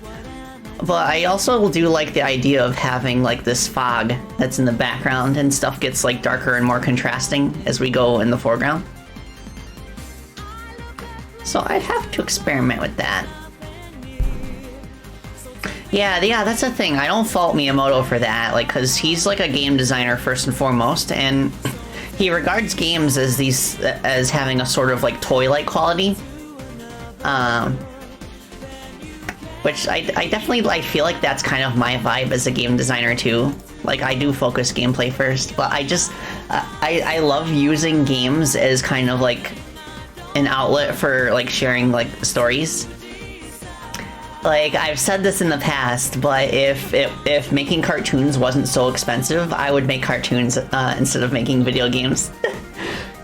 But I do really love making video games too, so it's nice that I get to blend both of them. And, like, there's so many opportunities to let the gameplay speak for the story. It's kind of an interesting contrast when you compare to how, like what's his name? Like Kojima, the way he handles games. Like, I think he's been pretty vocal about wanting to make feature films. But, like, it's so expensive, so he settles for video games. His video games are arguably, like, just as expensive as films. But, like, the audience between both mediums is, like, very different. So I do feel like his stories are better expressed through games. But, like, you can get the vibe. You get the vibes from his most recent games. They have, like, a very, like, movie-like quality to them. Oh, yes, Palladium. Hollow Break is out, too. It looks really fun. I do feel like playing single player is not, like, the intended experience based on what I've seen. So I'm probably gonna wait on playing it until I have, like, 3 other friends to play it with. And I'm not sure if that's gonna be a stream. I think it's just something that we'll play in our spare time. But it definitely feels... I feel that way with a lot of beat-em-up games. Like, a lot of the old Teenage Mutant Ninja Turtles beat-em-ups. I feel the same way about that. Like, they are kind of, like, made for co-op. And it's just more enjoyable if you have, like, friends to, like, beat up bad guys with.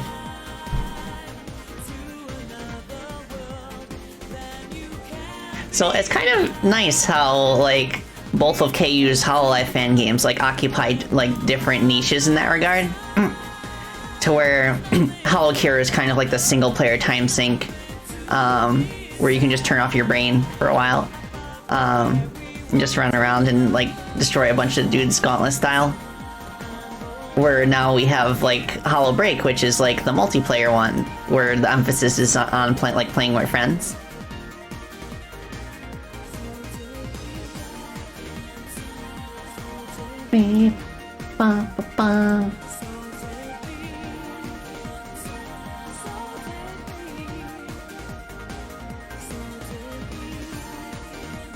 Yeah, one of the most unique things about game design, and I feel like it's something that can be quite tricky to get right when you're just starting out making games. But like, just like the way that a story, like a game story and its gameplay can like complement each other. Like there's literally no other medium that can do it so elegantly. And like I'm thinking about that in the context of Chrono Gear, and it's kind of funny how like it worked out, because when I started the project, I did not know who I wanted the main character to be. Like my closest guess was that Iris would be the protagonist.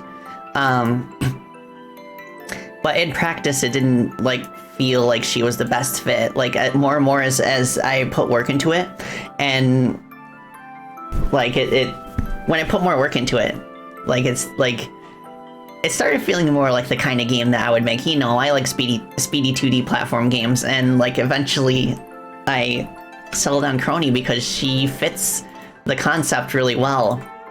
Like you don't really see many like games with like fantasy settings like this that are not like, you know, like RPGs or something.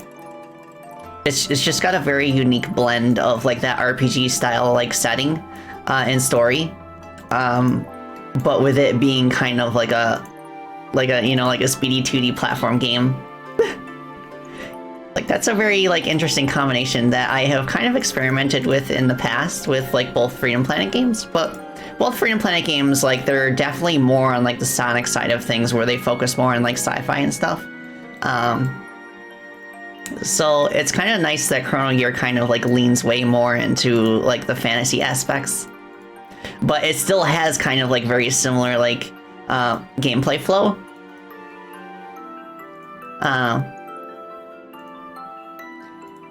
It feels so unique. I don't think there is going to be any game that feels like Chrono Gear when it comes out.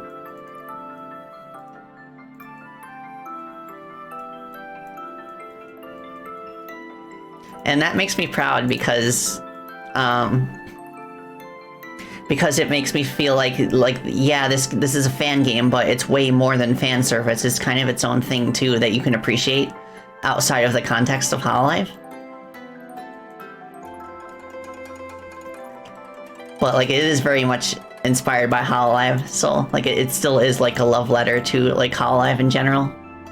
But it's like it does more than just like have like visual references everywhere, you know? Yeah, I agree, Edge-Drive. We're making something really special. And a big part of that too is the fact that we have like a team now that very much our styles are just kind of like combining like more fluidly now. That's something interesting about like working in a team, is like when you're just starting out, like it does take a bit of time for your styles to kind of acclimate and mesh together. But when they do, it results in such a unique like aesthetic, no matter what you're working on and no matter what team members you work with. It's kind of like you know, when you watch like a TV series, and the first season feels a little bit like rough and janky, and it does like, you do get the impression that the actors are still kind of like getting used to their characters. It's just like that. That's what I would compare like working in a team, like on a project. That's what I would compare it to. And I think we have definitely like gone past that point where now we're all comfortable in our positions, and we have a very, like, everyone on the team has a very strong sense of what the game is going for, and they have been able, like, it's been so cool seeing like their styles evolve to kind of like match like the overall aesthetic. Yeah. Paige agrees.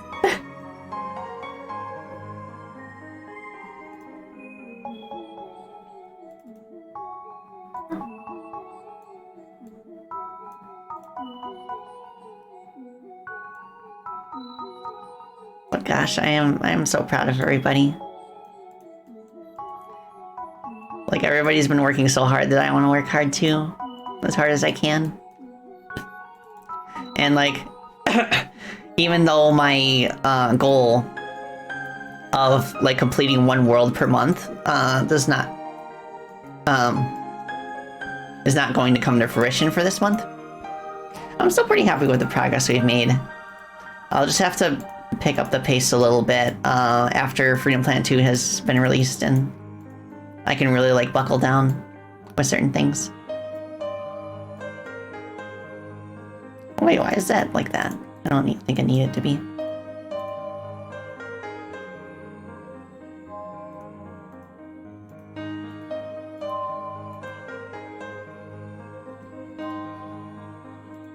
Yeah, things always take longer than you think they do.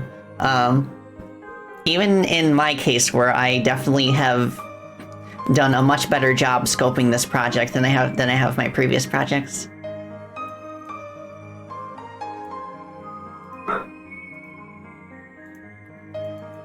Like, I knew, like, right out of the gate that my ambitions were going to be loftier than what I could pull off.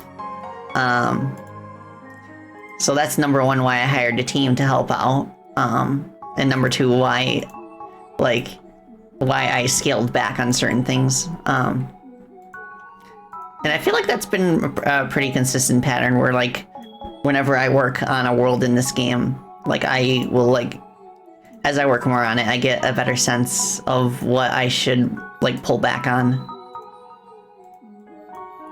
And, like, that happens with, like, for example, the world tree, like, the one nature level that we have completely finished. Like, the original ambition was that you'd be able to shift between all 4 seasons in one mission. But, like, this way is just, like, a lot, like, easier to grasp and a lot easier to design around. To just have, like, 2 seasons per mission.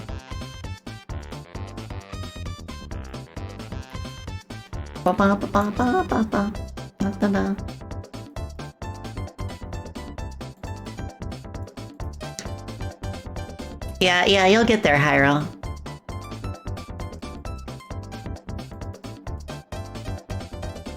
How do I want to do this? Let's add another color.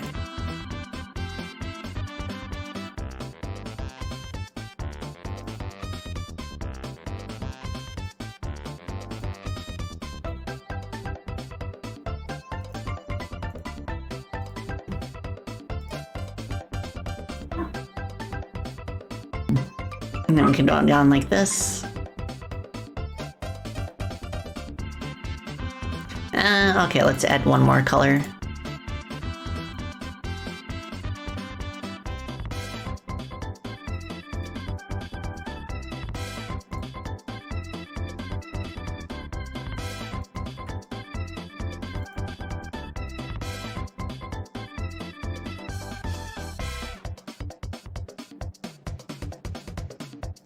Oops. Oh, let's make that a bit darker.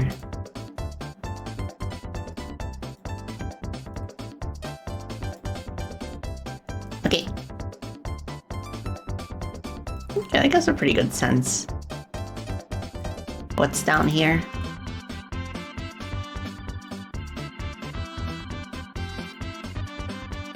And from here,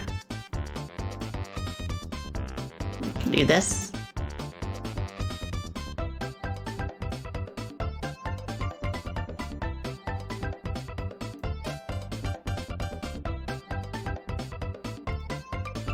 Nice.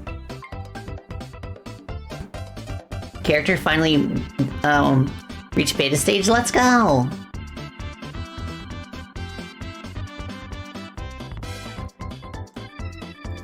I'm happy to hear that, despite the struggle to get there.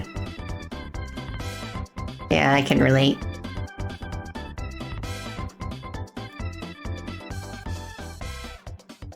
Yeah, it's so important that, like, one of the most important things you can do is always count, like, regular resting periods as your work.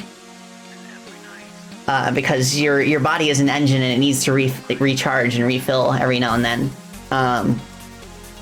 So just like I definitely like am in a habit now where I pick one day each week at least where I just like do not work at all, and that is like a valuable break that helps you like freshen your perspective.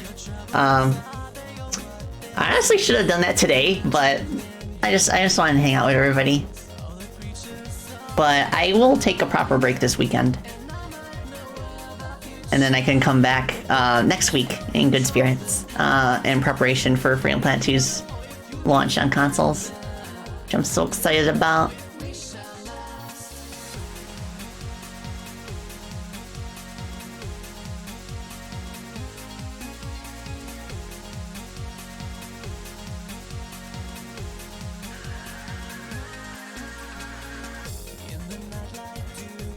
I'll probably be around for like another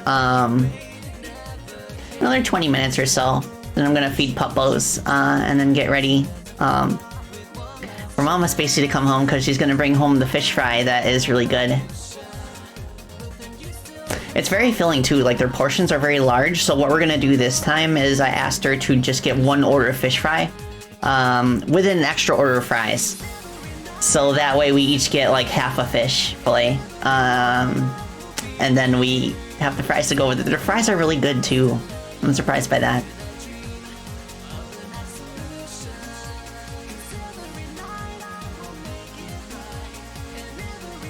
Yeah, fish fry. It's all good.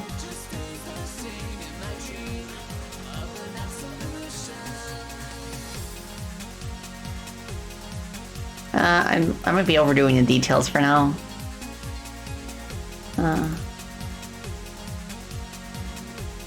Is this the same color? Yeah.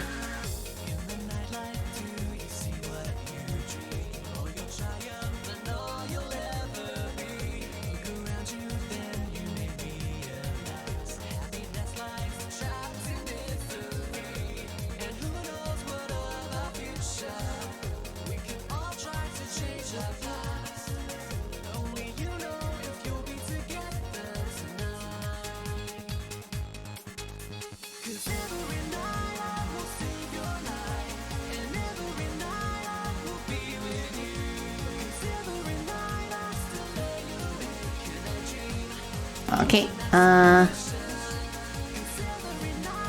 maybe I should bump down the saturation here.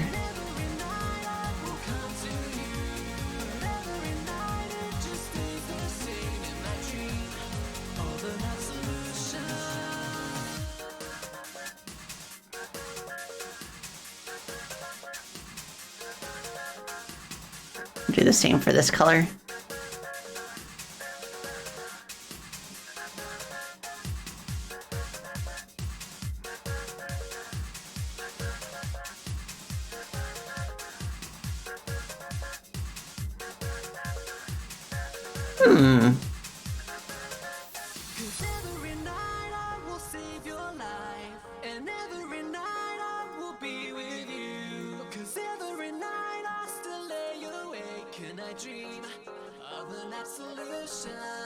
Yeah, I dig this vibe for like the surface. So like there'd be kind of like a wall separating like the surface and the bottom part, and the kind of like that would kind of like hide like the seam between that and like the back part here with all the fire. But it would be kind of funky to experiment with something that kind of like subverts that. Like maybe there's just like a gap like right here.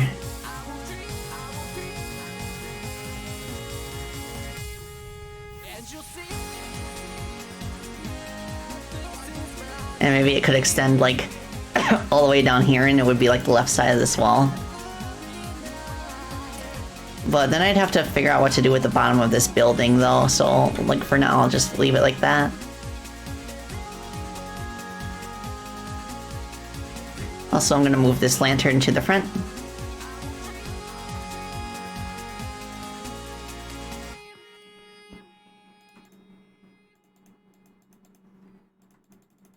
Bump, bump.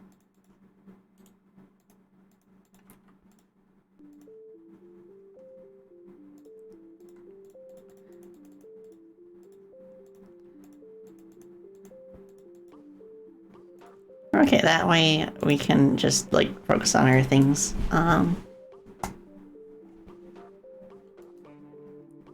Yeah, I actually could maybe...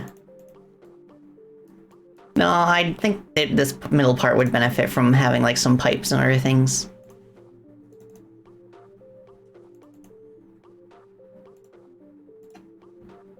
So, like, in this area, I'll use a different color for now.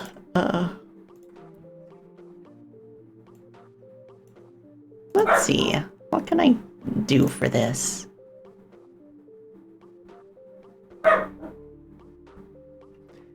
Yeah, we've got the castle top here. Okay. What the dog doing? What are the dog doing? She barky.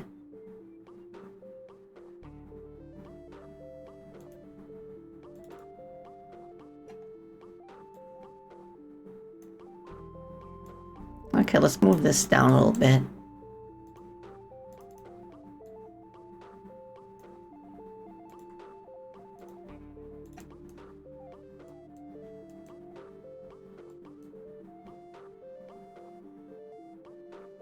Okay, so there's that. And then maybe we could have like a pipe down here.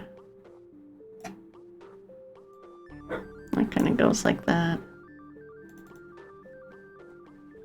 And has like the same like gradient progression almost.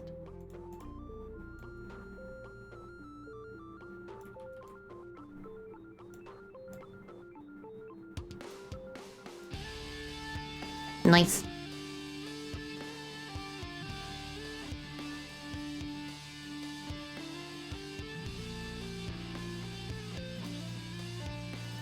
And then I kind of want like same thing. I think the light like travels too far up here.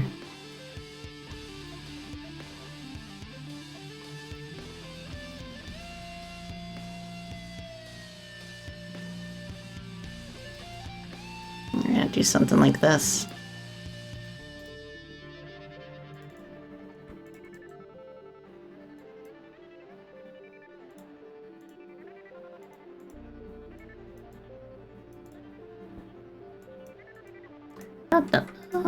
Okay.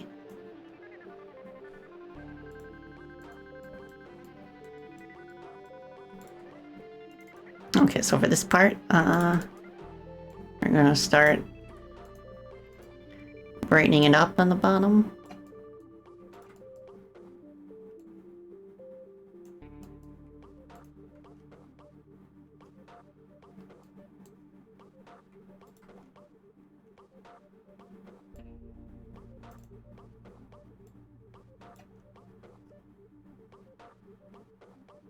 Yeah, that looks more dramatic.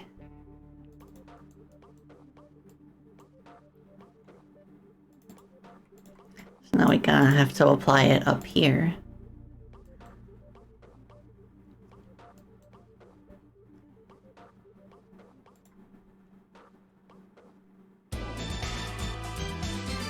Will the weapons factory break OSHA conventions, by the way? Oh, absolutely. It's a tradition for video games.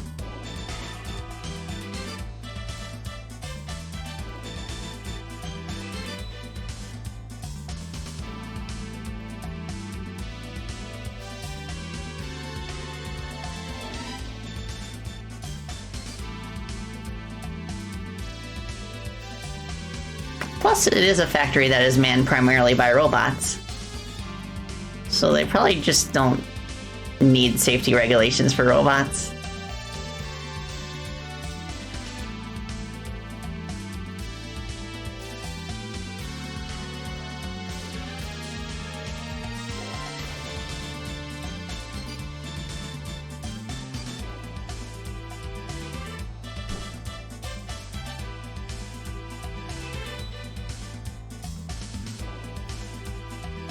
Alright.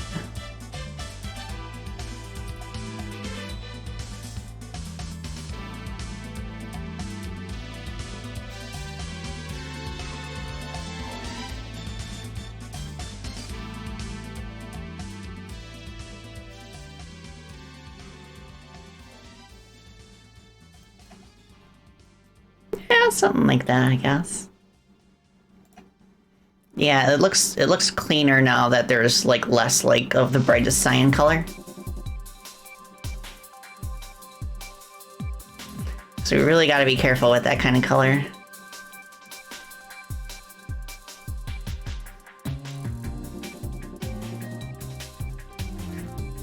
I do kind of wish that the purple was a bit more bluish, but like the shift in palette is just like so enticing. Also, if we do have like, you know, like traditional like fire gimmicks and fire enemies in the foreground, them being orange will contrast very nicely with the blue fire in the background.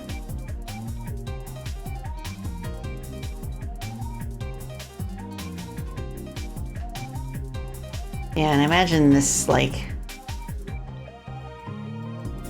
there'd be like a brick, like I imagine there'd be like brick patterns on all these.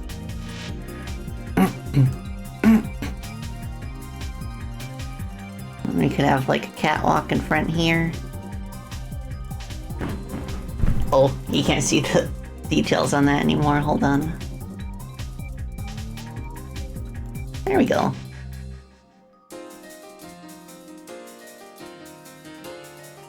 I'll kind of have this as a tile here and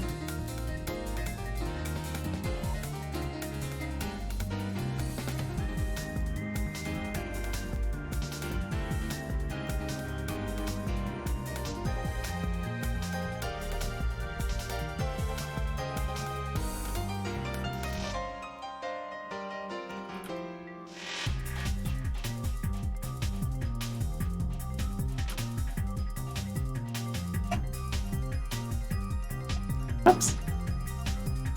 I messed that up. Hold on.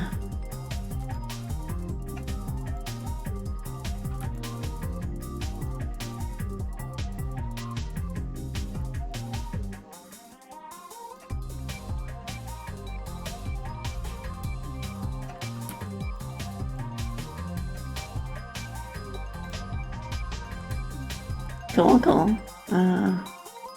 Move this over a little bit.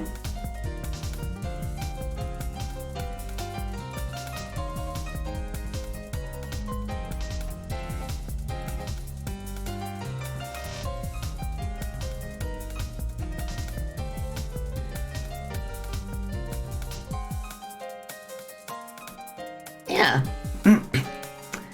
Something. Sweet. Oh, I'm receiving a DM. Hold on. Oh, it's not a DM. It's just server ping.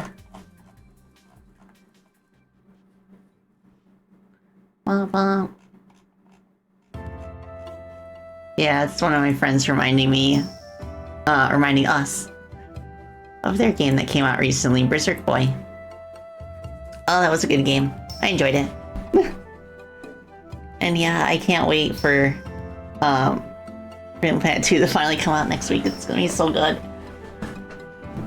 I hope everything goes smoothly too, like there's not any like game-breaking bugs on consoles. And Xseed has done an incredible job with QA testing, I must say. But it's a whole different story once the game is actually in the hands of thousands of players. So you're never going to catch everything. Like, you always need to anticipate that you're going to have a day one patch after the release on your game. But hopefully it's something that we can update the console versions for. Because it is a lot more difficult to update a game on consoles, so I feel like the PC version is always going to be the most up-to-date. But hopefully it will be possible to update the PC version if there's any substantial fixes. Yeah, the first week is always something. Oh my goodness. Yeah. Exactly, A-Person. I feel like the game is in a very solid state right now.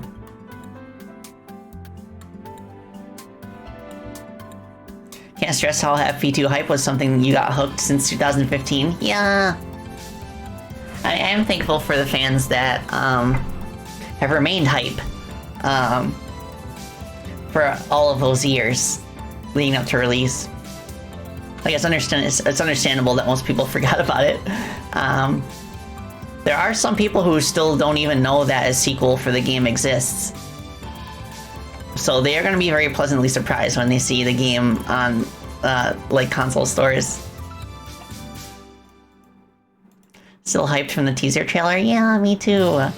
That was so good.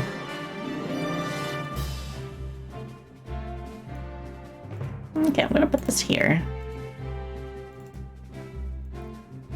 And yeah, like, even though I couldn't reach my goal of completing nature by the end of this month, I have done work in other parts of the game.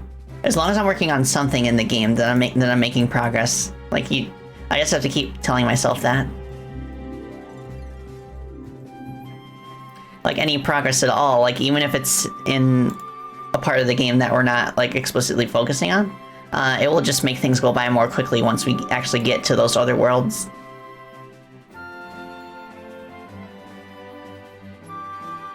Just have to hope there's another Sonic April Fool's game dropping Monday. Oh, right, April Fool's is gonna be here. Yeah, everybody be careful about anything that, any like weird news that you receive in the next few days. Like, if it's too good to be true, it probably is. And make sure that you take anything that you hear with a healthy amount of skepticism until April 1st. Yeah, and if you're thinking of doing an April Fool's Day prank, like, please don't do anything serious. Like, make it obvious that it's an April Fool's joke. Because there will always be somebody who's fooled by it, no matter how obvious you think you're being. But at least if you're, like, as obvious as you can be, then, like, other people in the community will be able to tell them, if they think that it's a real thing. I do appreciate that sometimes, like, April Fool's is, like, an opportunity for companies to, like, experiment with wild concepts and see if the reception is positive. And then at that point, they can just, like, commit to it instead of telling people that it was just an April Fool's joke.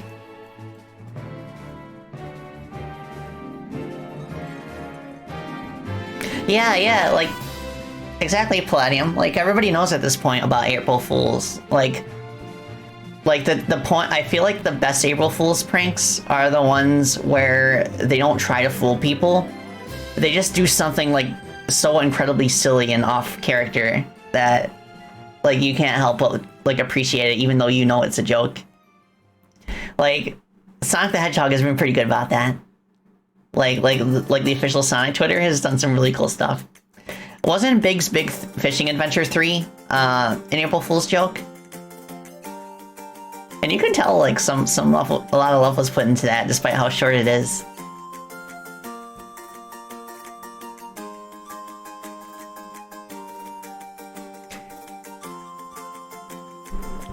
Oh my gosh, yeah, Easter Sunday is also coming up, like, around the same time.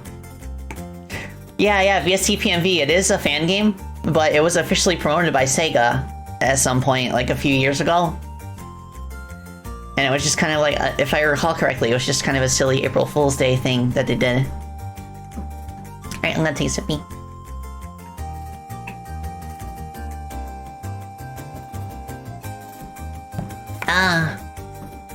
Oh, welcome back, Nat. Yeah, Dragon Roost is my favorite song in Wind Waker. That's another thing that I lament the loss of now that Zelda is just going to be Breath of the Wild and Tears of the Kingdom going forward. Like, those styles of games. Like, they do a good job of like, conveying atmosphere, but, like, I miss when the music went really hard. It only goes hard in those two games, in very specific moments that, compared to the grand scope of things, like, don't really last that long. Like, the majority of the game, like, is spent, like, with no music, essentially. But yeah, I'd love another, like, Zelda that kind of, like, has a more like, just like I said, a more focused main quest, and it goes hard with the music. It's like, just full of bangers. But a Bato can dream. I kind of want to play Zelda now, like one of the old ones. One of my somebody that I follow on Twitch, like a really cool Dragon VTuber, she played Link to the Past for the first time recently. I think it was like a few days ago. And I remember watching it, and it was so cool the way that she was reacting to stuff since she hadn't played it before. Such a good game. I love the way that they handle the switching between like the light world and the dark world. You personally love the way they handle the music? Yeah, for the purposes of those games, it works for them very well. Like it suits what the games are going for, which is to have like those quiet like exploratory moments between the major story beats. But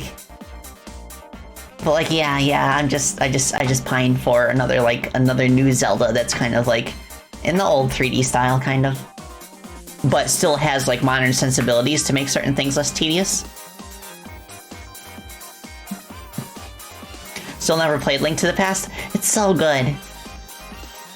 There's certain parts where like it's a little difficult to tell what you're supposed to do in order to access the next dungeon.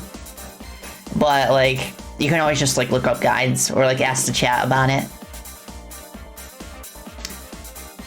The town themes are still great too. Oh yeah, the town themes in those two Zelda games are fantastic.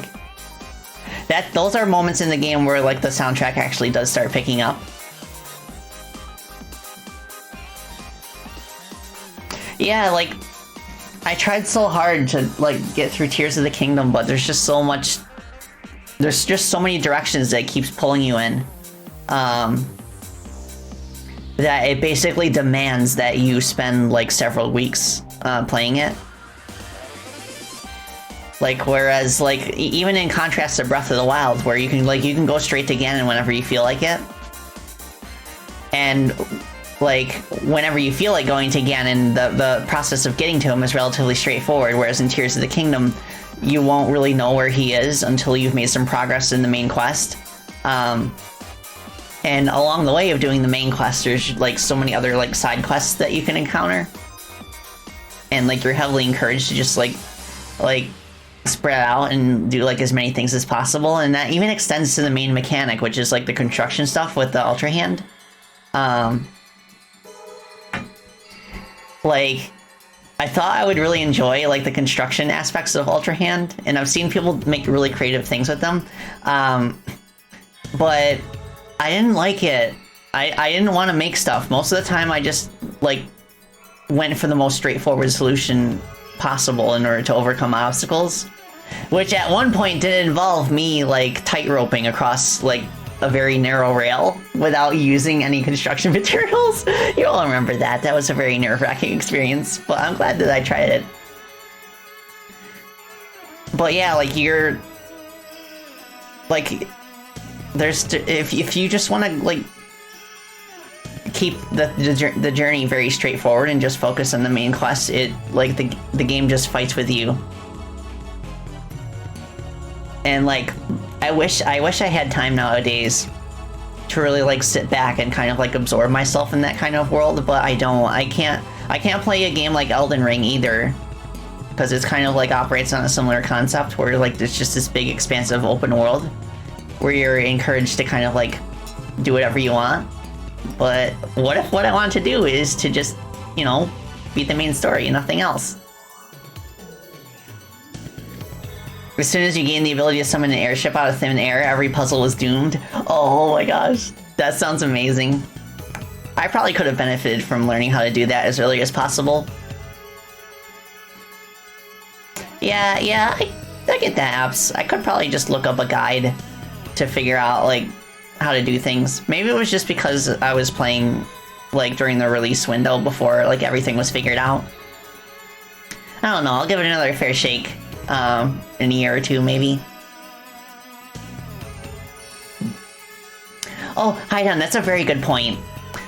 You heard someone say that the more limited mechanics of Breath of the Wild encouraged people to be a lot more creative.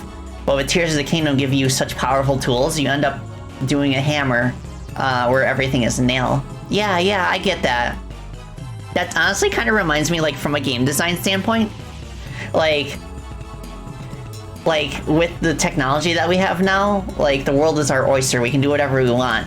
But that can be very overwhelming for people who are learning how to make games unless you know how to specifically set limitations for yourself.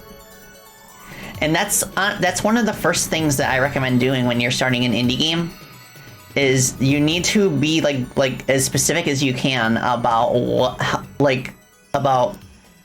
what limitations that you want for your game. Like in our case for Chrono Gear, like the limitation is that it's going to be a full screen game. It's going to be in pixel art.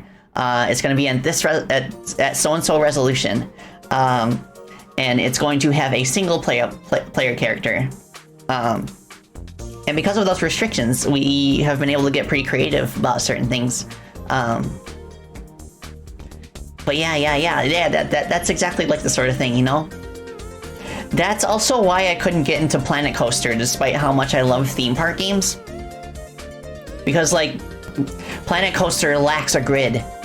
Like, you can't put down, like unlike other games like Roller Coaster Tycoon, for example, like there's no, like, tiles, like, so you can literally put stuff like anywhere, like, and that bothered me because like even the most minute like difference in coordinates between stuff that I was trying to line up, like fences or whatever, would like bother me endlessly. And it had so many like, it didn't even have a lot of like good like preset buildings for you. Like you had to build stuff like brick by brick pretty much, like piece by piece. And like I've seen some insane stuff built in Planet Coaster because of like the insane amount of freedom that they have. And it almost feels like it's like a 3D modeling program, like disguised as a theme park simulator. But that level of control was like too overwhelming for me. I could not play the game because of it. I much prefer Parkitect, which is another recent theme park simulator game. Because that has a traditional tile set, and that has like, you know, like preset scenery items that you can use and preset rides. You could still like make like custom roller coasters like you could in Roller Coaster Tycoon, but it's not nearly as complex. Like the thing with games like with the more complex sim games like you know, like Planet Coaster and City Skylines is. Like, I appreciate the appeal of having such nuanced control over your creations, but with the amount of time that I would spend, like, perfecting it, I feel like I'm wasting my time, because no one else is really gonna, like, appreciate what I'm making. So, like, at that point, I just kind of, like, ask myself, like, why am I doing this? Why can't I just pour this amount of time and work into, you know, like, a game? That like other people can enjoy rather than this like pretend world that only I will ever see. But yeah, that's just my personal taste. I know like plenty of people who kind of like really enjoy that sort of thing and take it as a challenge, and they kind of like make videos about like some of their insane creations. That's pretty cool. I like that. But like to each their own. I'm just the kind of battle, the kind of gamer that prefers like a bit more of a streamlined experience most of the time. Oh, Blake, for your limitations, you're aiming for as low of a pixel resolution as you can. Oh yeah. Like one of the easiest things that you can do in terms of like properly scoping your project and setting those limitations to adhere to. Is by like choosing a low resolution for your game, especially if you're making like a pixel art game. If you're not making a pixel art game, then resolution doesn't matter. You can make it as big or as small as you want. But I just like I feel pretty comfortable with, you know, like pixel art, so I try to aim for like the resolutions that you would find on classic consoles, for example. Gonna drop off the stream now, Edge? Yeah, I should wrap up things too, but I'm pretty happy with the concept that I have for the background of this level. And I'll put more thought into the haste and stasis stuff that we were working on earlier today. Maybe I'll just keep it the way it was, where at least in terms of haste, but I'll move the stasis burst to the start of that move. And I'll pass it along to testers and see how they feel about it. And then I'll give some more thought to the design of the final phase of the Wendigo fight.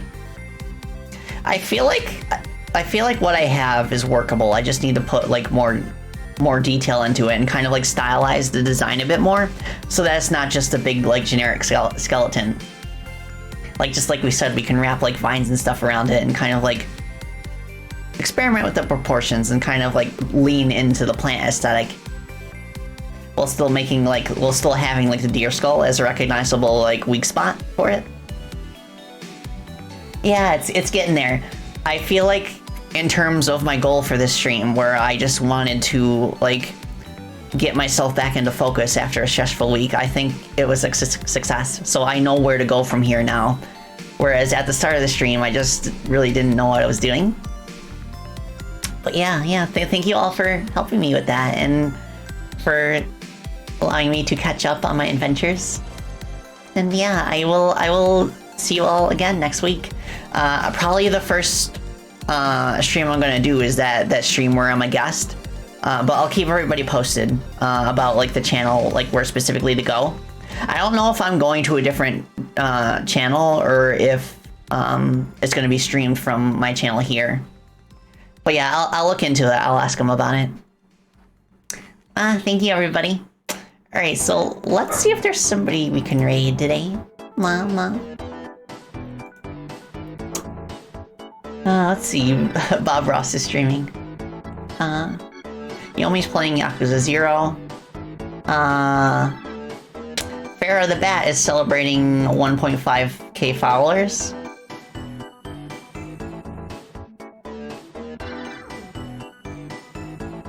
Bump. Yeah, why not? Let's raid a fellow battle.